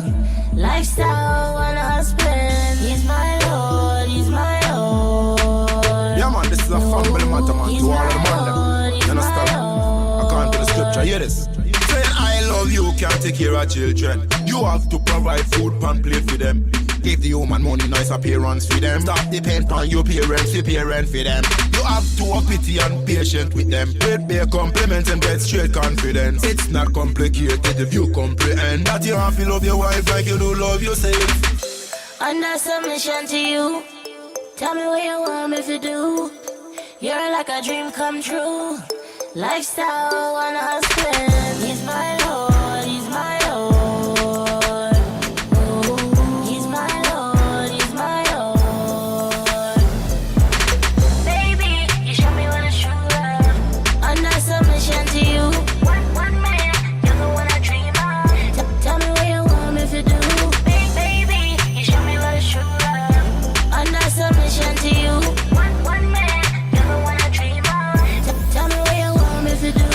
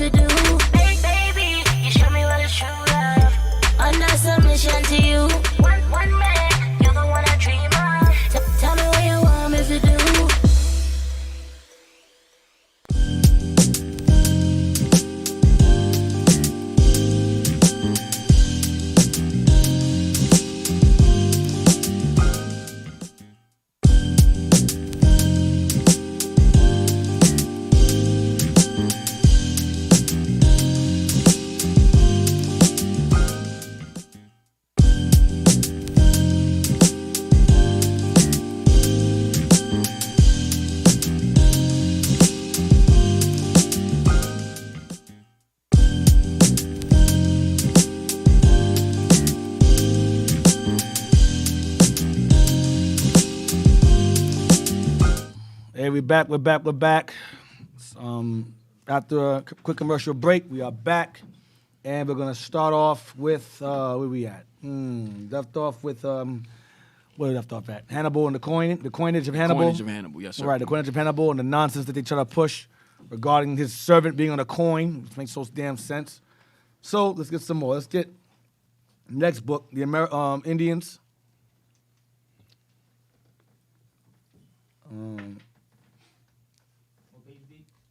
Page 22. Yes, sir. Page 22.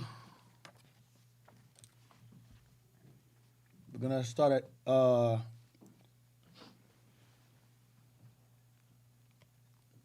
on. Where do I want to start? Started hold on. So, like Deacon was bringing out before, we took over Carthage. All right, we took over Carthage. All right, remember you have the tribes of Zebulun and Asher. All right, that followed behind the Phoenicians at the time, but we became the majority, and we ended up taking over Carthage and making it into an empire. All right, so that's what we was reading prior to break. Mm-hmm. Okay. We're going to start with the Incas. The Incas had larger ships. Page 22.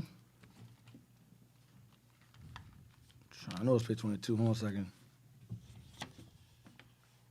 It mentions the Incas. Yep, right there at the bottom. The early Spanish explorers, page 22. And we're going to end at carry more cargo. Something along those lines.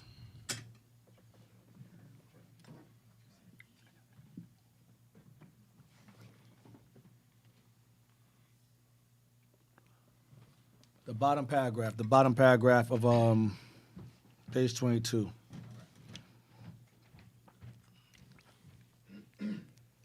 All right. There were a number of other sightings and captures of balsa rafts by the Spaniards. Right here, Deacon? No, the early Spanish explorers record many voyages. Second paragraph. The early Spanish explorers record the many voyages the Inca made with these balsa. And read, blow it up some. Raft. All right, read raft type ships out into the ocean to the Easter Islands and back. A Spanish missionary, Father Jose de Acosta, who spent 14 years in Peru, recorded in his natural and moral history of the Indies. I believe this is the same jerk idiot that says that they're not Israelites. Right, that's him. This is the same guy. All right, go ahead. They should have killed him. Yeah. Go ahead. That the Inca Indians at Ica and those of Arica, Chile, 750 miles to the south, told the Spaniards that in ancient times they used to sail into the South Seas, where they visited some island very far away toward the west. So they sailed the seas. Watch this. Before the Spanish landed in Peru, a report was sent by Juan de Samanos to the Spanish Emperor Carlos of a large raft sighting and captured by Francisco Pizarro and his pilot Bartolomé Ruiz in 1526 in the opposite direction. No, in the as they sailed south of northern Ecuador. As they sailed south northern Ecuador. They reported seeing a large raft of almost equal size of their own in the opposite direction. Of their own ship going in the opposite direction. The large raft was captured by the Spaniards and was found to have a crew of 20 Indian men. They noted it was a merchant vessel, heavily laden with cargo, estimated about 36 tons as compared with the 40 tons of their own caravel. So when the Spaniards showed up to the Americas, they found the Incas, natives had ships larger than their own, sailing, that can carry more cargo than their own. So when you hear these idiot Israelites say they didn't have ships to travel to the side of the world, you are retarded. Stop talking, please. You know what you're talking about. This is regular. This is local. They had ships larger than the Spaniards for local travel. It can carry more men and heavier cargo. Read on. The descriptions match similar historic records of constructed large records of simply constructed large rafts. Many thousands of years ago, ancient travelers, utilizing primitive rafts along with the lower sea levels, could possibly have traveled from island to island to cross the Pacific. There were a number of other sightings and captures of balsa rafts by the Spaniards. Pizarro, as he invaded the open Gulf of Guayaquil, as he crossed the Gulf to the Peruvian port of Tumbay. No, there were a number of other sightings and captures of balsa rafts by the Spaniards. Pizarro, as he invaded the northern coast of the Inca Empire and approached Santa Clara Island, overtook 5 sailing balsa rafts in the open Gulf of Guayaquil. Come on, Adon, help me out there. Guayaquil. There you go. Thank you, sir. As he crossed the Gulf to the Peruvian port of Tumbay, Pizarro saw a whole flotilla of balsa rafts. Let's see. So basically, they had huge ships that was able to get them from one place to the other. That was twice the size of Spaniard ships. So in other words, they was the savages. They were not. They were civilized. They were not savages. Correct. Yeah. And the Poseer de Acosta is such a demon. He saw these ships and still said they didn't cross. They came to a land bridge. Show you how demonic this guy was. They had the devil on him. All right, that's all I want. So now let's get page 23. Page 23. We're gonna start where it says in the old. And we're gonna read all the way into page 24. So start with page 23. Next page. In the old. Yeah.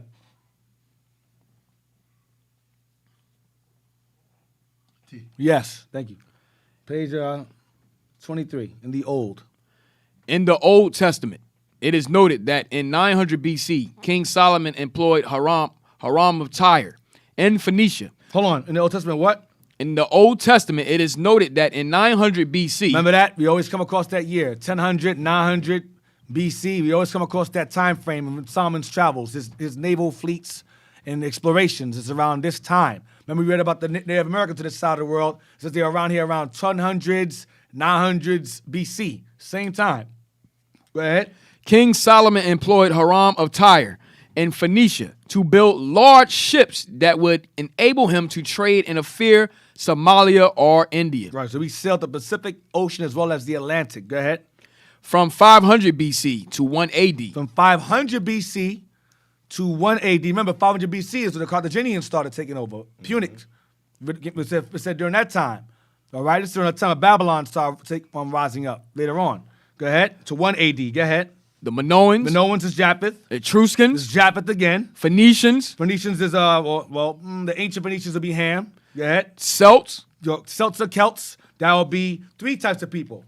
Japheth Celts, the ancient ones, and you had the Israelite Celts, and you had Edomite Celts.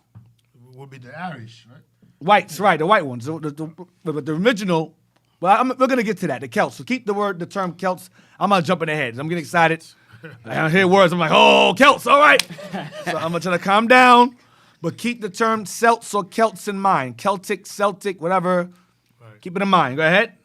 Libyans. You remember Libyans? Remember that before? That was a colony of the Carthaginians. Libyans, go ahead. Greeks and Romans left records of their ships on pottery decorations and inscriptions. Right, go ahead. A 600 BC relief shows a full-hulled trading ship from Spain with an approximate length of 110 feet. So a 600 BC relief shows a full-hulled trading ship from Spain with an approximate length of 110 feet. Go ahead. The Greek historian Herodotus gives a detailed description of a Phoenician fleet hired in 500 BC by Pharaoh Necho. So 500 BC is when Jake starts taking over.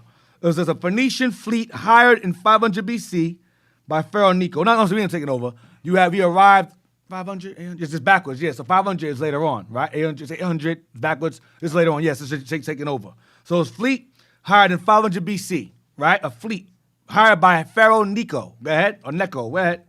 About 450 BC, the Carthaginians fully integrated and superseded the Phoenicians. See? About 450 BC, the Carthaginians fully integrated and superseded the Phoenicians. We took over and we left off and we superseded them in trade and so forth in the colonies.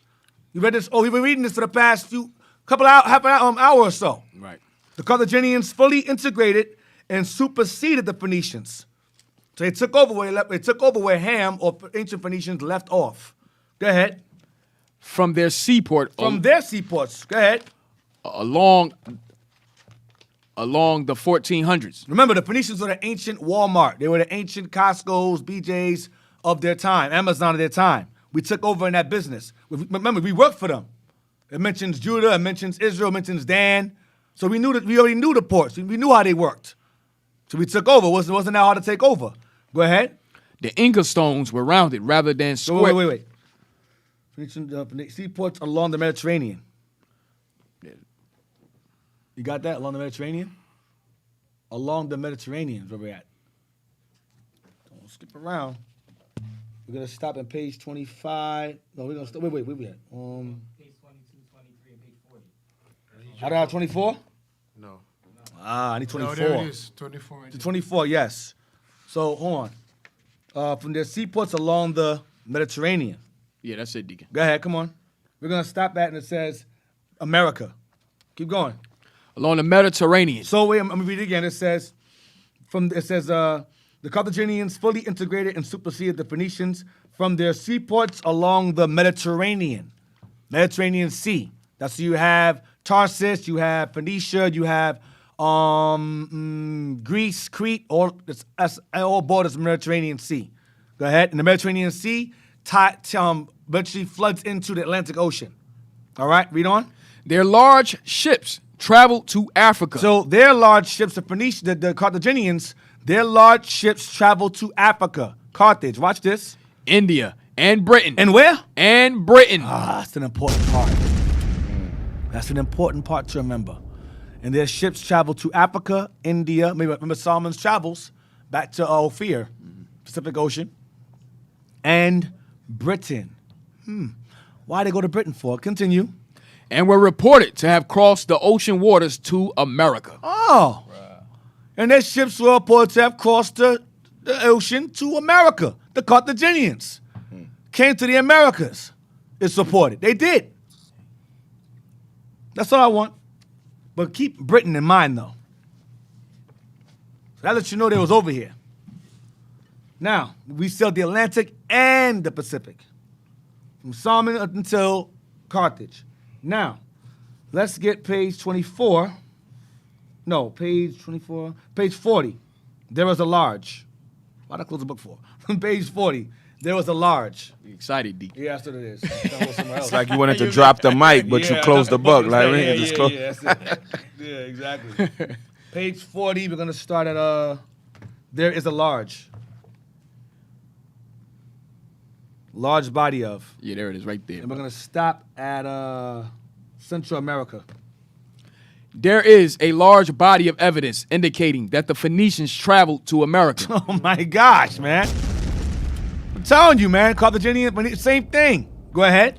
Ancient Egyptians records show that in the 6th century BC, Pharaoh Necho commissioned the Phoenicians to sail around Africa to the New World. This is rumor. Go ahead.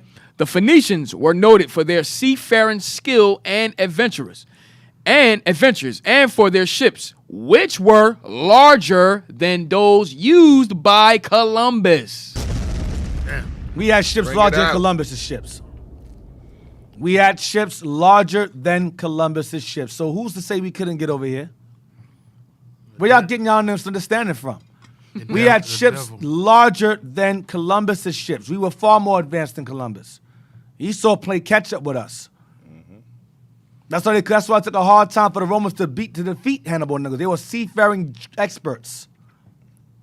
Hey, D, one thing that's coming to mind hearing this history right now is now you begin to think why Pharaoh treated Israel the way he did when we was in their land.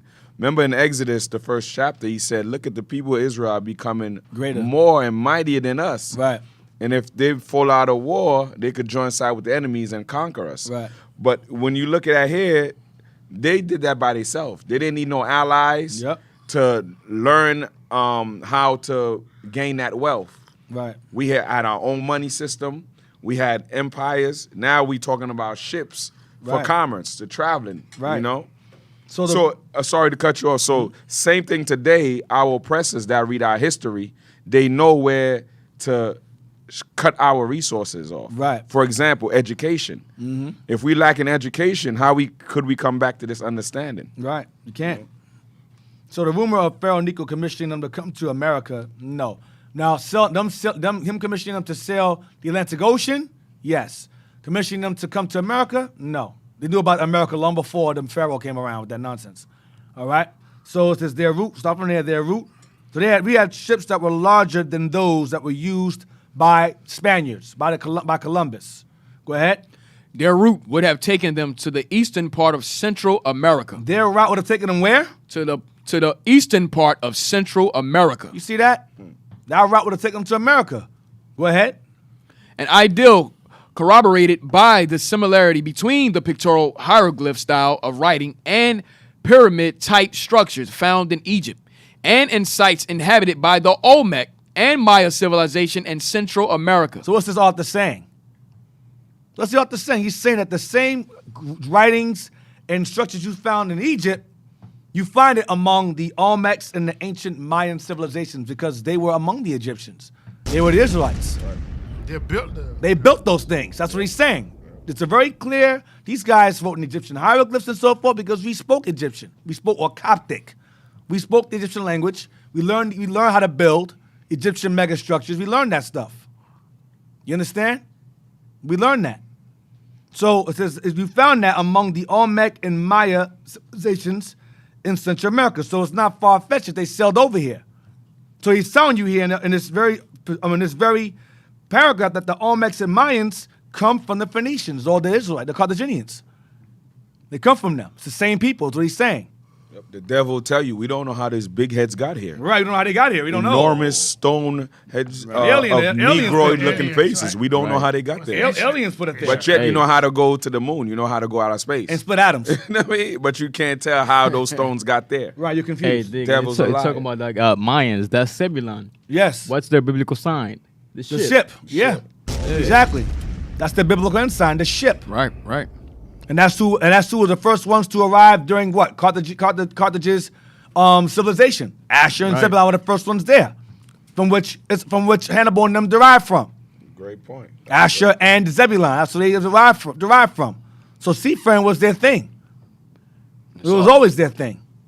Incas and Mayans. That's why I read earlier about the Incas having large ships, larger than the freaking conquistadors. That was the Incas. That's the Asher. And the Mayans is Zebulon. So that's how we know. So now, let's get the Phoenician origin now. I want that. Page 147 now. So what's tricky is that the term Phoenician, you gotta be careful because depending on the time period, it could either be Sidonians, Canaanites, or us, depending on the time frame. All right? 500s, that's us. 800s and earlier than that, that's them. That's Hiram and them. That's Ham. That's all Ham. But after about 500 or so and up, that's all Jake there. Thanks. Page 147 now, but the scholars don't know that. The ancient scholars, the books we have, old books, they record that. Newer scholars are kind of confused. They mix them around. But we understand. We know how to discern based upon older sources. Page 147, and we're going to start with, okay, and over a century before. And watch the year it gives. Over a century before, just does it say. And we're going to end at Britain.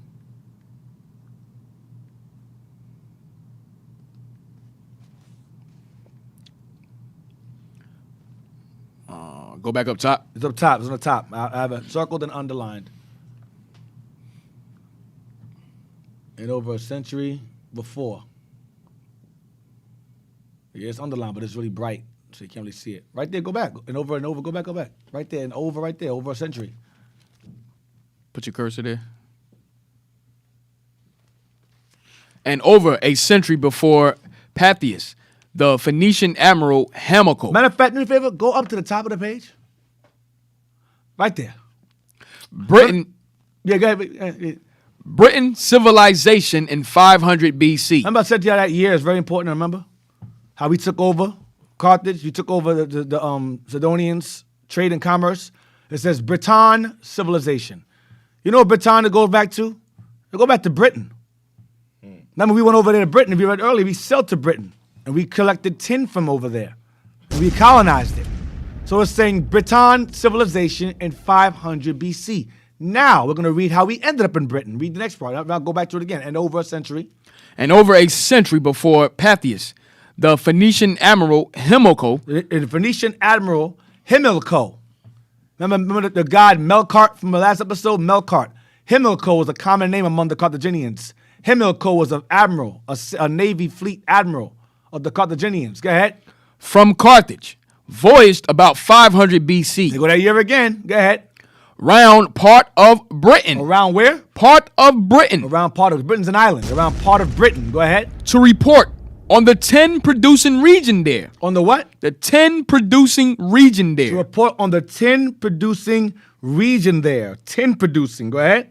He states that the Phoenicians of Gades and Carthage were... Gades is Cadiz. Read that earlier. Gades is Cadiz. It says, and Carthage were what?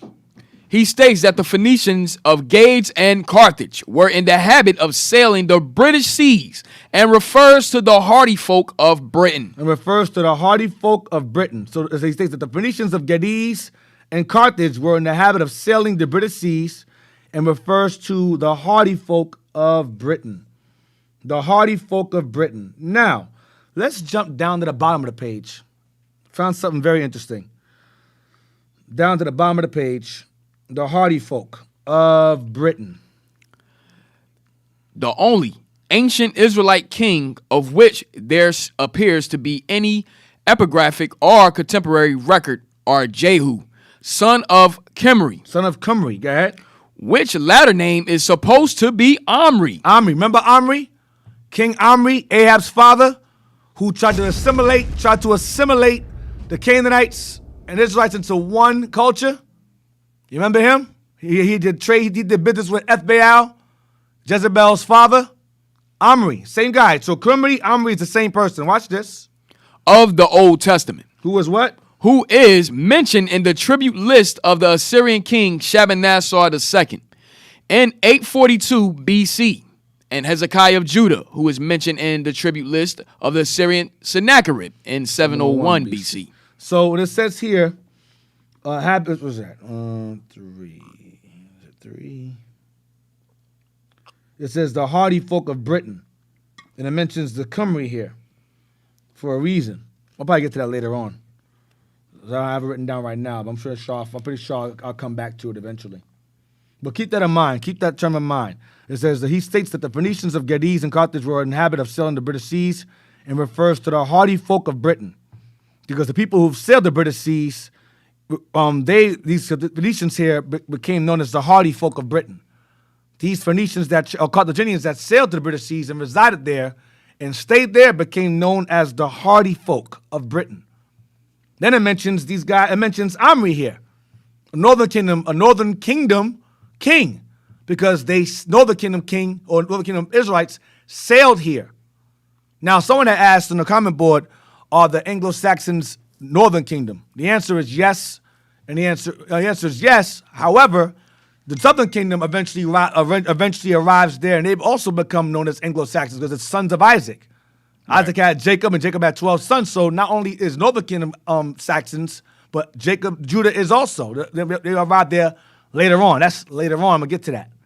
Northern kingdom was the first to be scattered, and they ended up there first. But Judah came. Remember, it said that Babylon rose up. Judah fled also. We made our way up there also in time. All right? When Babylon rose up. We all fled to the same place, just different times. So now, keep that in mind, hardy folk. Now, let's go to Caesar and Christ. Let's go to Caesar and Christ again. Page 45. Page 45. Damn. Page 45. Page 45.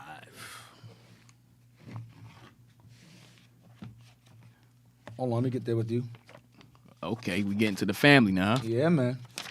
All Page praises. 45. We're gonna get into the family of Hannibal now. So we got into how they eventually took over, Israel took over Carthage and so forth. Now we're gonna get into the family, the famous family of the Barcas, okay, Hannibal. Go ahead. We're gonna start with Hamilcar. Of Hamilcar and that oldest families. Remember those two names, Hamilcar. Hamilcar, the admiral who sailed to Britain in 500, keep his name in mind. Hamilcar and Hamilcar is the same name. They all share the same name. That was like very popular names among that family. Right. Go ahead. Of Hamilcars, Hadribals, and Hannibals, Carthage had an abundance. So a lot of people had that name. Hamilcar, Hasdrubal, and Hannibal. So Carthage, there's a whole bunch of them. But there was one particular group of them stood out. Go ahead. For these names were given in almost every generation in their oldest families. See that? So these names are given to their oldest families. They all share that name. But the most popular ones are the ones we're going to read about today. Hold on, that's all I want. Oldest families. Get Wikipedia now. Wikipedia. Go to Hannibal first. And we're going to end at Friend of Rome. We're going to start at Hannibal from the top, and we're going to end at armies, then start again somewhere else. Now you can see this Caucasian bust that they have in a military, in U.S. military base. That's a pagan whitewashed image of Hannibal that they use in the military today. That's not how he looked. That's not who's on that coin. And this man's such a lying, evil bastard, he can't help himself. Despite he's from Africa, somehow he's still white. Can't make this up. Go ahead. Hannibal Barca. Hannibal Barca, 247 between 183 and 181 BC, was a Carthaginian general and statesman who commanded Carthage main forces against the Roman Republic during the Second Punic War. The Second Punic War, Venetian War, Carthaginian War. Go ahead. He is widely considered one of the greatest military commanders in world history. He is. He was, and he is. Go ahead. His father, Hamilcar Barca, was a leading Carthaginian commander during the First Punic War. Right, he lost. Go ahead. His younger brothers were Mago and Hasdrubal. Mago was a genius. He's oftentimes overlooked, but Mago was a genius. I think Mago means lion. I think it means lion. I could be wrong. I think Mago means lion, but go ahead. And he was brother-in-law to Hasdrubal the Fair, who also commanded Carthaginian armies. No, it means God sent. It means God sent. I believe it means God sent. Mago means God sent. Go ahead. Hannibal lived. You wanted me to start at armies, right? Yes. Go to Hannibal lived. Keep going. Hannibal lived. Go ahead. Let me see where you're at. Hannibal lived. Hold on. Yes, keep going there. We're gonna stop at Friend of Rome. Go ahead. Hannibal lived during a period of great tension in the Western Mediterranean basin, triggered by the emergence of the Roman Republic as a great power after it had established its supremacy over Italy. So at this time, Rome is not an empire yet. It's a republic. Julius Caesar. It's a republic right now. It's not an empire yet. We're gonna find out later on what made it an empire. But hold on.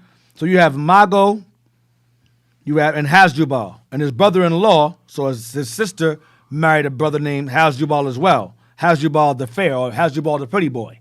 Hasdrubal the Fair. So he had a brother named Mago and Hasdrubal, and a brother-in-law named Hasdrubal as well. His sister's husband. Continue.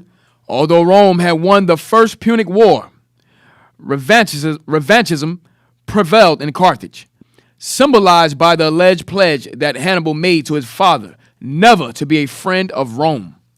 The Second Punic War broke out in 218 BC after Hannibal's attack on Saguntum, an ally of Rome in Hispania.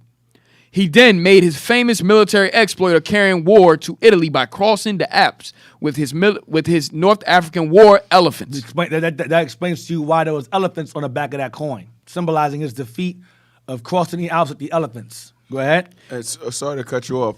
And you have to wonder, why would he tell him never be a friend of Rome? Right. That's historical. Right. You know what I'm saying? You're telling your family do not ever mingle with these people here. Right. We're going to stop at friend of Rome. We're going to Go stop ahead. right there. I just want to stop at friend of Rome. But the word revanchism means revenge. It's a political manifestation of the will to reverse territorial losses incurred by a country, often following a war or social movement. So basically, a civil war popped off after the First Punic War. So he suffered issues or drama going on within our people. After we fought Rome, we had internal issues after that took place. I might end up going into that later on regarding the revanchism or revenge, same thing. So click Hamilcar now. Click his name. No. Go to name under Hannibal.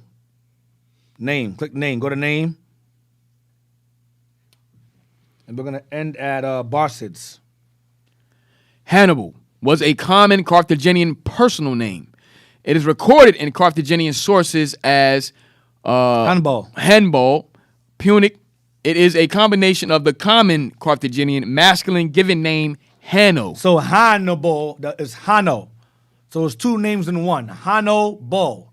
Hanno is one part of the name, and Baal is the devil, another one. Lord.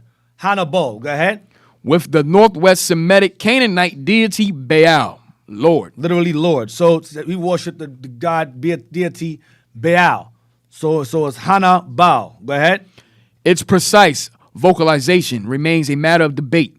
Suggested readings included Hannibal, Hannibal, or Hannibal, meaning Baal, the Lord, is gracious.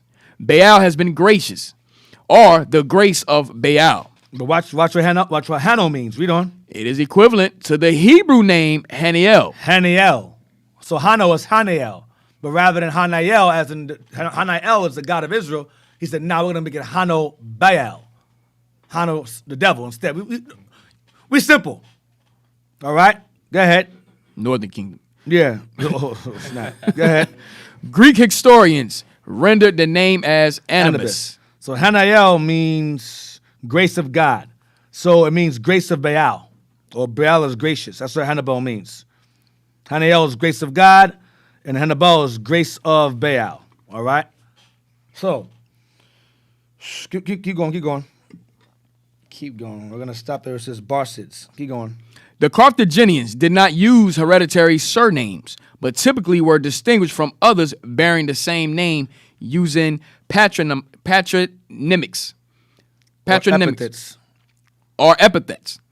Although he is by far the most famous Hannibal, when further clarification is necessary, he is usually referred to as Hannibal, son of Hamilcar, or Hannibal the Barcid.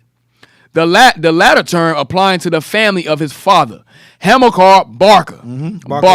Barca Punic is a Semitic cognomen meaning lightning or thunderbolt. Semitic means Hebrew name, Barak. It means Hamilcar Barak. That's his name means, last name. Go ahead. A surname acquired by Hamilcar on account of the swiftness and ferocity of his attack. Because he was fast. Thunderbolt. They called him Thunderbolt because he was fast. Dang. Fast and swift and ferocious in his attacks. Go ahead. Although they did not inherit the surname from their father, Hamilcar's progeny are collectively known as the Barcids. So as they call Mago, Hasdrubal, and Hannibal were known as the Barcids, or the Barcas, the Barcid family, the Thunderbolt family. Man, they kept that in the family. Kept that name in the family, Thunderbolt family. All right? So it says modern historians occasionally refer to Hannibal's brothers as Hasdrubal Barca or Mago Barca to distinguish them from multitudes of other Carthaginians named Hasdrubal and Mago. All right? So you got a whole bunch of Magos and Hannibals and Hamilcars, but these are the most famous ones. Right. Like you have Michael B. Jordan. If you take the B out, he's Michael Jordan. But there's only one Michael Jordan. There's only one Mike Tyson. There's only one Michael Jackson. But there's many Michael Jacksons. But there's only one we all know of. Likewise, the Barcid family or the Barca family. Same thing. Now let's go to Hamilcar now. Click him. Click his name. Go up. Click his name. Hannibal. Hamilcar Barca. Hamilcar Barca, or Barcas, was a Carthaginian general and statesman leader of the Barcid family and father of Hannibal, Hasdrubal, and Mago. He was also father-in-law to Hasdrubal the Fair. His sister's husband. Go ahead. Hamilcar, his daughter's husband. Go ahead. Hamilcar commanded the Carthaginian land forces in Sicily from 247 BC to 241 BC. During the latter stages of the First Punic War, he kept this army intact and led a successful guerrilla war against the Romans in Sicily. Guerrilla warfare. That's how we fought all the time. As the Maroons in Jamaica, we did guerrilla warfare. As the French Revolution, Levi, we did guerrilla warfare. That shows right Maccabees, guerrilla warfare. Yep. That shows right there. That's not Esau. Right, that's not Esau. Esau. Don't fight guerrilla. They do not, and they can't. They're not good at defending against it either. Yep. They're not good at that. Go ahead. Hamilcar retired to Carthage after the peace treaty in 241 BC, following the defeat of Carthage, when the mercenary war burst out in 240 BC. Right, the mercenary war is going into the issue that took place, the revanche that took place among his own people. Because when they fought against Rome, we went broke. Something happened when we basically went broke. And he had to start killing his own men because they started revolting against his own people. So after we won against Rome, we started fighting each other. Revanchism. Or niggerism, pretty much. Black people. Black people, yeah. Go ahead. Hamilcar was recalled to command and was instrumental in concluding that conflict successfully. Hamilcar commanded the Carthaginian expedition to Spain in 237 BC, and for 8 years expanded the territory of Carthage in Spain before dying in battle in 228 BC. I think he drowned, I believe. Go ahead. He may have been responsible for creating the strategy which his son Hannibal implemented in the Second Punic War to bring the Roman Republic close to defeat. See, that's what Hannibal borrowed his father's blueprints to fight and defeat Rome. Almost. Beat Rome. Now, Father like son. Like father like son.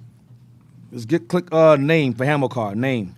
So that goes into what? Sirach 30? Right. Left me behind a man like unto a son like unto himself. We're gonna get that.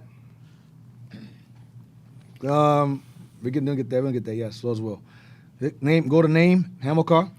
Name Hamilcar is a Latinization of Hamilcus, Greek, the Hellenized form of the common Semitic Phoenician Carthaginian masculine given name. Hamilc. Punic or Hamilc. Meaning what? Meaning Melkart's brother. See? Melkart. Pagan god. Melkart's brother. Hamilcar means Melkart's brother. Brother of Melkar. Hamilcar. Or Hamilcart. Go ahead. The cognomen or epithet Barak means thunderbolt or shining. Or shining, gleaming. Go ahead.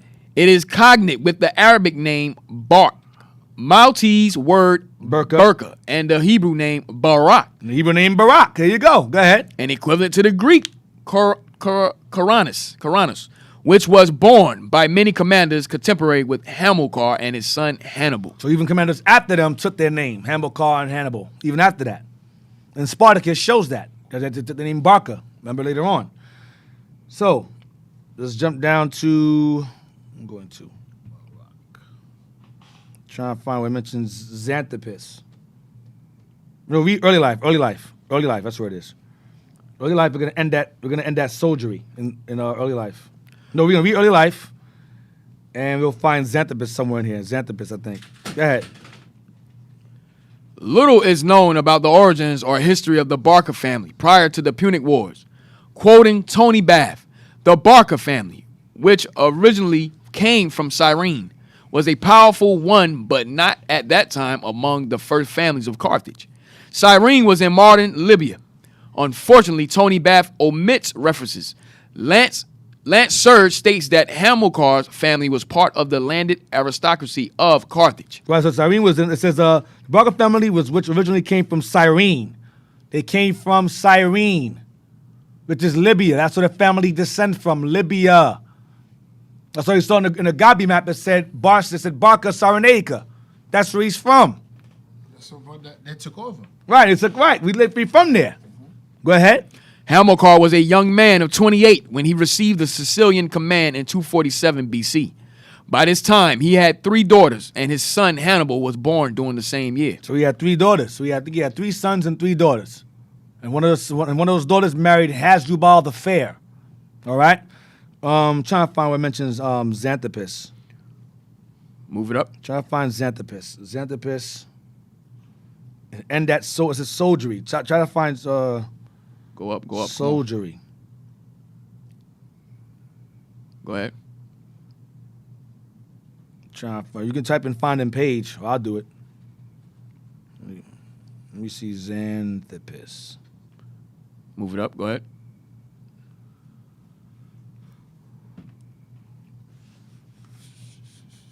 Xanthipus and that soldiery.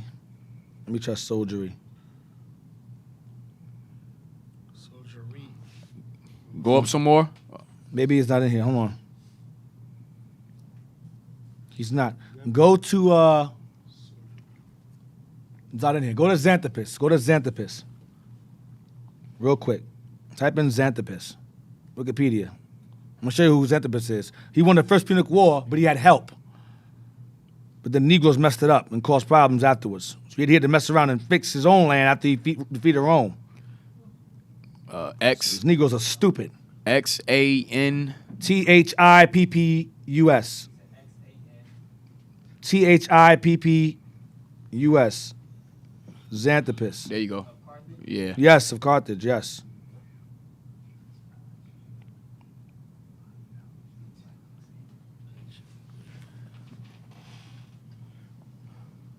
And we're going to stop at soldier. Soldier's in here. Soldiery.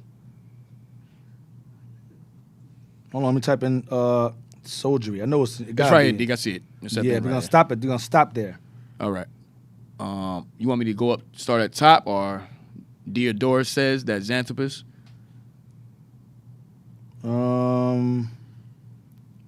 Stop from the top, yeah. Oh, stop from the top. I want to, and that soldiery, yes. All right. Stop from there. Watch this. Xanthipus of Lacedaemon.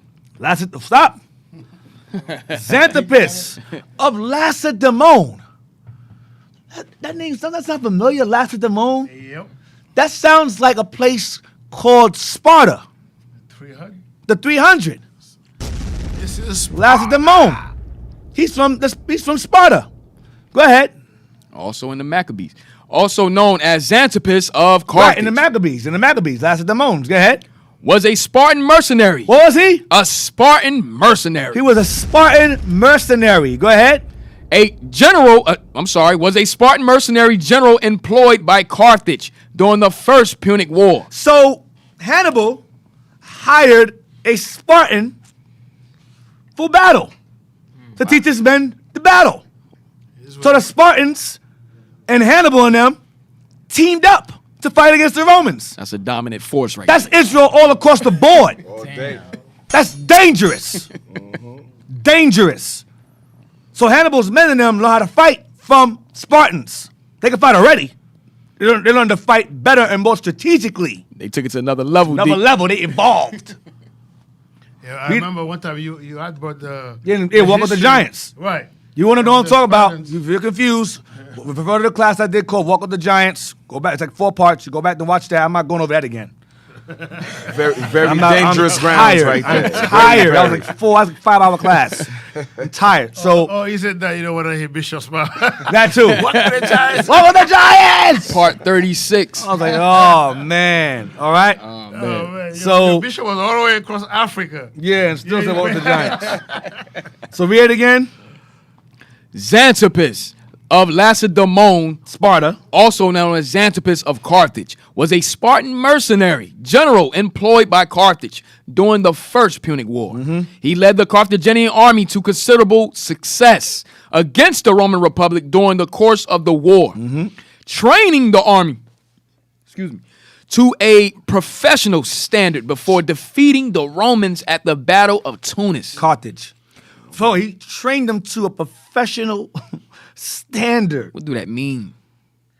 Okay. He trained them to a professional standard. Now, you see what is happening. Remember in that class you talking about Walking with the Giants? Right. When you explain how those children from 3 years old that was being trained how to fight. Yeah, around 7 to 8. Right, from youth. youth. Yeah, from youth, yes. And the women also was trained to fight too. To fight too, yeah. And be athletic. And do remember about Hannibal, he took an oath from a childhood. His father. To hate Rome. Right. Not Forever. to deal with them. Yep. So now in his experience in warfare, he had strategic way of training his men to attack and kill. From his father. Yep. And remember, too, the Spartans were mercenaries. They were mercenaries too, right? Mercenaries got no mercy. Right. When they come, that's it. You dead. That's it. They're not going to negotiate with you.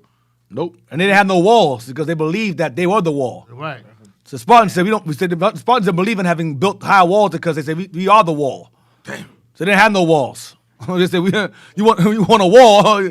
We are it. We're it. Go ahead. Where Carthaginian forces routed the Roman expeditionary force and captured the Roman consul, Marcus Atilius Regulus, in 255 BC. Now you may ask yourself, we captured this dude. You know Regulus. I know Regulus. We captured this dude, Marcus Atilius Regulus, in 255. I'm gonna show you what we did to this dude. We tortured this dude real bad. I'm not gonna explain how he did it, but we'll get to that later on. This is Esau. That's Esau, by the way. It's Edom, by the way. We tortured this dude. I'm gonna show you what we did to him later on. But during that first Punic War, we took this guy hostage. He refused to cooperate, so we did things to him. Let's go down to Diodorus. Diodorus says that Xanthippus was the leader of a small band of Spartan mercenaries. There you go. Go ahead. Drafted by Carthage during the war. Xanthippus was hired as a Spartan drill master by the Carthaginians in 255 He's BC. the guy yelling in your face. What'd you say, soldier? What'd you say, man? See that dude? Captain Shem? Yeah, Captain Shem. Damn drill master. On their face, spit on their face. Yo, you ain't that saint. You hear me? You piece of crap. You think about soda pop and you put it in chips right now. Yeah. So he was hired to be the drill master of the Carthaginians. Yeah. Hey, Deke, remember Xanthippus, he's a Spartan, so he came up in one of the toughest training schools called the Goji. The Goji, yeah. The Agape. Agape, yeah, Goji. Yeah, the Goji. Yeah, Goji, right? yes. Yes, go ahead.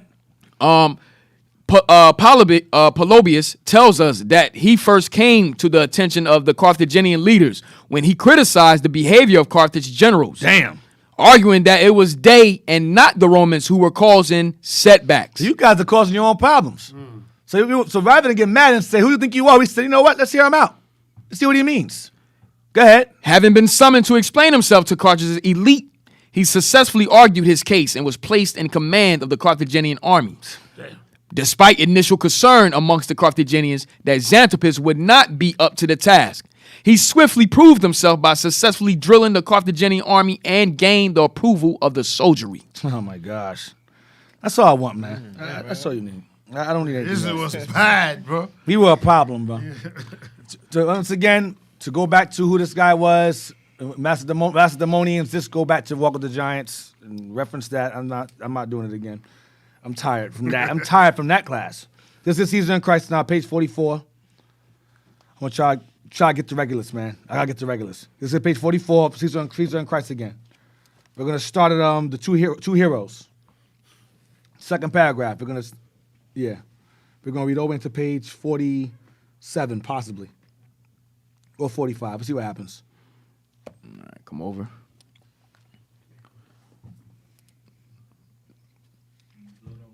Yeah, it's a little more. Two heroes. And come over. That's cool. Now go out a little. Right, that's good. That's good. Two heroes were thrown up by this first Punic War.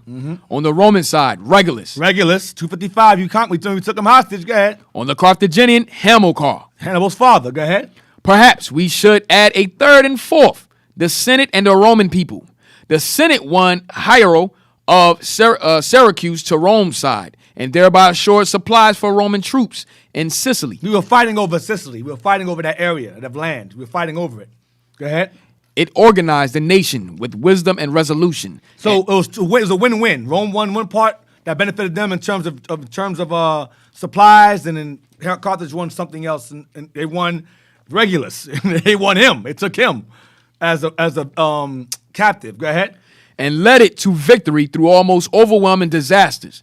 The citizens provided money, materials, labor, and men to build Rome's first fleet, 330 vessels. Because Hannibal we had Sicily first, so we lost that part of Sicily. Go ahead. Nearly all quinquermes, 150 feet long, each manned by 300 rowers and 120 soldiers, and most of them equipped with novel grapplings, irons, and movable gangways for seizing and bordering enemy ships. By these means. So what it means is if we had giant ropes, we would throw the ropes into another ship and pull it close, and they would together, and they would climb or hop over the other ship and fight in battle. That's what those four. That's what it says grappling. This is grappling irons and movable gangways, like a bridge to lay over on top and climb over and fight against the other ship. That's what we did. Go ahead. By these means. And bring our horses over also. Go ahead. That's in movie 300, part 2. Right. Part 2 shows that. Go ahead. By these means, naval warfare, unfamiliar to the Romans, could be turned into hand-to-hand combat, in which the legionnaires could use all their disciplined skill. This fact, says Polybius, shows us better than anything else how spirited and daring the Romans are when they are determined to do a thing. So keep this in mind. He says that this shows you how Rome, Esau adapts to battle. Remember, he's blessed with warfare. So it's going to tell you how Esau adapts to battle. Because Esau wasn't accustomed to sea battles. That wasn't his thing. But fighting with us, he learned. He learned fast how to fight in water, with seafaring battles. Go ahead. They had never given a thought to a navy. And never gave thought to a navy prior to Hannibal and them. Never. Because they were uncivilized. Right. So we put them on game. Rome said, oh, this is good. The Greeks were know about that, but Rome was like, nah. But the Rome said, you know what? We need ships. Watch this. Yet when they had once conceived the project, they took it in hand so boldly that before gaining any experience in such matters, they at once engaged the Carthaginians, who for generations had held undisputed command over the sea. What's that tell you? That means Esau had no experience in the sea. But once he got in that water, it's like he knew how to do it all along. He rivaled us. We've been doing it for centuries. Esau learned it one time and mastered it. Blessed with the art of war, like Isaac told him. Go ahead. Off Economus, on the southern coast of Sicily, the hostile fleets carrying 300,000 men fought the greatest sea battle of antiquity, 256 BC. The Romans, under Regulus, won decisively and sailed on unhindered to Africa. So Regulus decided to sail into Africa. That's our stopping ground. What you sailing there for? This guy was Esau arrogant. Watch this. Landing there without careful reconnaissance. He landed there without doing research. He wasn't thinking. Go ahead. They soon met a superior Carthaginian force, which almost annihilated them. Damn. And took their reckless consul prisoner. Took him prisoner. Go ahead. Shortly afterward, the Roman fleet was dashed by a storm against a rocky coast. 284 BC, vessels. No, 284 vessels were wrecked. Sorry, 284 vessels were wrecked. So the storm came and destroyed the Roman ships. Go ahead. Getting excited, man. I'm sorry. Go ahead. 45. 284 vessels were wrecked, and some 80,000 men were drowned. Damn, that's a lot of men. It was the worst naval calamity in the memory of men. Because they weren't prepared. They weren't experienced in naval battles. Rome. They simple. Go ahead. The Romans showed their quality by building 200 new Quinqueremes. In 3 months. Damn. And so Esau, I'll tell you, Esau's mad now. Esau adapts. This dude is a monster, man. He's a monster. Go ahead. And training 80,000 men to man them. They learned fast after that battle. Go ahead. 80,000 men and train 80,000 more. Yep. Go ahead. After keeping Regulus a prisoner for 5 years. We kept Regulus a prisoner for 5 years. Go ahead. His captors allowed him to accompany a Carthaginian embassy sent to Rome to seek peace. So we sent a Carthaginian, one of our brothers took him along with him to Rome to seek peace. We got your boy here, man. We want peace. You want peace or what? We got your boy Regulus here. Go ahead. But on his promise to return to captivity, if the Senate refused the pre-offered terms, when Regulus heard Hold on, says after keeping Regulus a prisoner for 5 years, his captors allowed him to accompany a Carthaginian embassy sent to Rome to seek peace. But on his promise to return to captivity, if the Senate refused to proffered terms. Go ahead. When Regulus heard these, he advised the Senate to reject them. So Regulus is so prideful. He said, "Listen, man, to hell with the terms. I'm gonna stay a prisoner. To hell with the pre-offered terms. Reject them." Go ahead. And despite the entreaties of his family and his friends. His friends said, no, please, don't say this. Don't do that. We want you to be free. He goes, no, to hell with that. To hell with the offer. Let them keep me prisoner. Go ahead. Went back with the embassy to a slave. He went back to captivity again. Watch this. There he was tortured to death. The one. So there we torture him to death. How? By being prevented from sleeping. And that dude couldn't sleep. And Deacon, the army right now, they have that kind of torture where they would your eyelids open? eyelids and they put a tape there. Yeah. Oh man. So you know he went insane and died. Can never sleep? Go ahead. When Regulus heard these, he advised the Senate to reject them, and despite the entreaties of his family and his friends, went back with the embassy to Carthage. There he was tortured to death by being prevented from sleeping. Go ahead. His sons at Rome took 2 Carthaginians captives of high rank, bound them in a chest studded with spikes. Damn. And kept them awake till they died. He's so spiteful, man. Go ahead. Neither tale seems credible until we recall the barbarities of our time. Right. So it says that it's possible, payback. It's payback. So we're going to have to end it on that. We ain't got much time left. Unfortunately, about time. Yeah, it ends there. Meanwhile, another call. One last call before we bounce. Yeah, one last call before we go. We're going to continue on page 45 of this book, Meanwhile. Y'all can get this book. It's really good. Page 45, Meanwhile. Right. All right, we're going to start there. That's where we start next week. All right, any callers? Call in on 267-702-6121. 267-702-6121. All right, officer. So I want to give shout outs to the IT team. You did an excellent job. All praise to the Lord and the breakfast team as well. All praises. All praises. It could be done without you. You are a very important part of the show.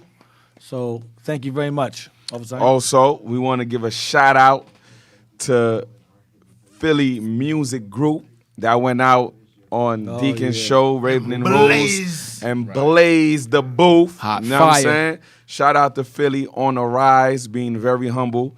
Those brothers and sisters are very patient. You know, they've been wanting to bring out the music, but I guess Most High is teaching them patience, and now it's starting to pay off. You know what I mean?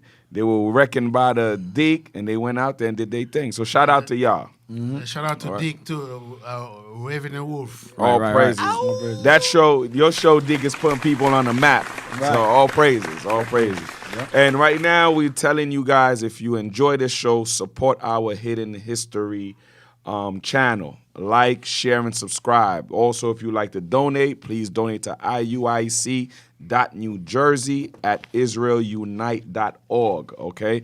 It's iuic.newjersey@israelunite.org. All right? Also, support IUIC Boosters Club at iuic.fundraiser@israelunite.org. Okay?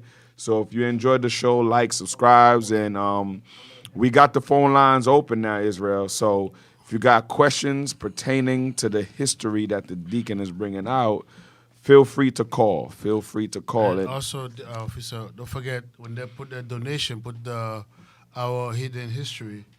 Correct. Put what your donation is for. Okay. There's a phone call. Hello, caller. What's your name and where you calling from? Hi, my name is Tanya, and I'm calling from Ohio. Shalom. Hey, Shalom, sis. Ohio. In the house. Yes.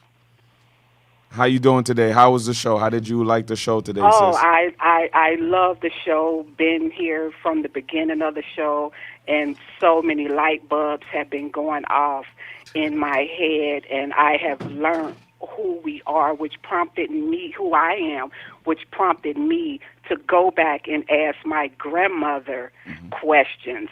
And this class has put me in a whole different light, and I am proud of who I am now. All praises. If you don't mind us asking, what tribe are you from, sis? That's the question that I have, because the Deacon has raised light bulbs in my head about when he started going over this history about it, people being from the native land and people not accepting certain groups as are being a part of the tribe of Israel. Right. And when he started describing the look, and my great-grandmother was dark as the bishop, but she had long, straight hair. Right. And I always thought I was Judah because of my hair texture. I was one of them people who went by hair. Well, okay. But he, yes, and he put a light bulb. In last week's class, he brung out the name Korah, which is my great-grandmother's name. Wow. Yes. So my question is, he done threw light, but who am I? What tribe am I from? Well, you go by your father. You go by your father. But your mother's side may, be with you. You research more. I'm not sure, but your father, you go by your father. Wherever your father is, where he's from. Yeah, your lineage goes by your father. So I need to go back and sit down and go through that tree because also grandmother had that hair, and we used to always say, boy, we wish we had hair like grandma. And that long, straight black hair. But I just assumed Judah because of my hair texture. I had the kinky hair. Right. Well, Judah, both kingdoms had the hair. Both of them had the hair. But and like I said, I was one of those persons. But that was my question, so I'm going to have to sit down and go through that. But I appreciate and I love what you guys are doing, and that just raised questions. And we all need to go back and search our history. And I'm glad he's doing this because we had a history before slavery, but that's all we've been taught. Right, exactly, sis. But if you're in contact with your father, just ask him. That's all. Don't get too deep now. Don't mess around, find something you don't like. Just ask your father. Don't like your brain. My sheep hear my voice. Christ said, "My sheep hear my voice." So the word don't go out void. So just focus on your pops, and that's about it. Okay. And if he doesn't know, don't worry about it. Still, the sheep hear the voice. Don't even worry about that either. Right. All right. Okay. Well, thank you guys. Love you. We'll keep watching. And your time is not. Oh, I lost time. Call from Okay. Andrea. We have. Hey, shalom, caller. What's your name? Where you calling from? Oh, okay. We lost that. Well, in the meantime, if you observed the class at the end of class yesterday, evening class, it was announced IUIC in the classroom reached 100,000 subscribers. We're trying to make it to 200,000 subscribers, all right? So we got IUIC in the classroom and IUIC in the classroom too, TWO. Let's share, like, and subscribe also to that, and so that way we could raise the numbers. Likewise, our Hidden History show on YouTube, like, subscribe, and share, so that way we can reach those numbers. And that's how you put in your brick, coming into the truth. You learning this history, you learning in order for this history to do anything for you, you have to apply God's laws, statutes, and commandments, so that way you have the spirit of understanding. Spirit of understanding comes through keeping the law. So that way you put in your break and you learning the information yourself so we can get out of this captivity, right? All praises. All right, brothers and sisters. Another call? One more caller, one more. We have time, one more. All right. One more, wrap it up. Shalom, caller. What's your name? Where you calling from? Okay, not ready yet? Okay. All right, I'll tell you we was taking one more. Tell us. I'll do it later. All right, so once again, Israel, support our Hidden History show. You could donate to iuic.newjersey@israelunite.org.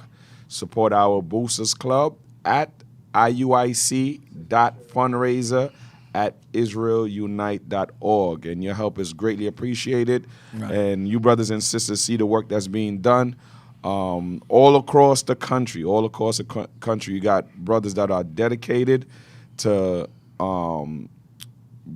making themselves more available to bring this kind of information to you, brothers and sisters. So continue supporting us. All right? And also, like Christ says, the kingdom is not going to come by observation. Absolutely. So, everybody we need your help to push it through further. Right. All right. All praises. All right. So All with that being said, And wrap it Deacon, once again, excellent show. Excellent show. We always got to go back through the week and review this, man, because my head is heavy right now. Yeah, it's like a movie you watching. I'm telling you, man, it's a pleasure. I mean, it's an honor also to be here amongst my brothers to share this information to the people. Yeah. And with that, we say shalom. Shalom until Most next High week. Christ Lord's will. bless. Shalom. Most High Christ bless. Shalom, Most High Christ bless. See y'all then.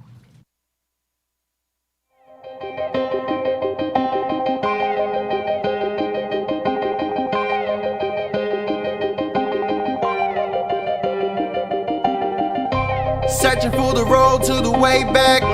We don't know our father's going way back. Do you know it? Do you know it? Oh yeah. Oh yeah. We the chosen people, you say no way. Your enemies are teaching you the wrong way. Do you know it? Do you know it? Oh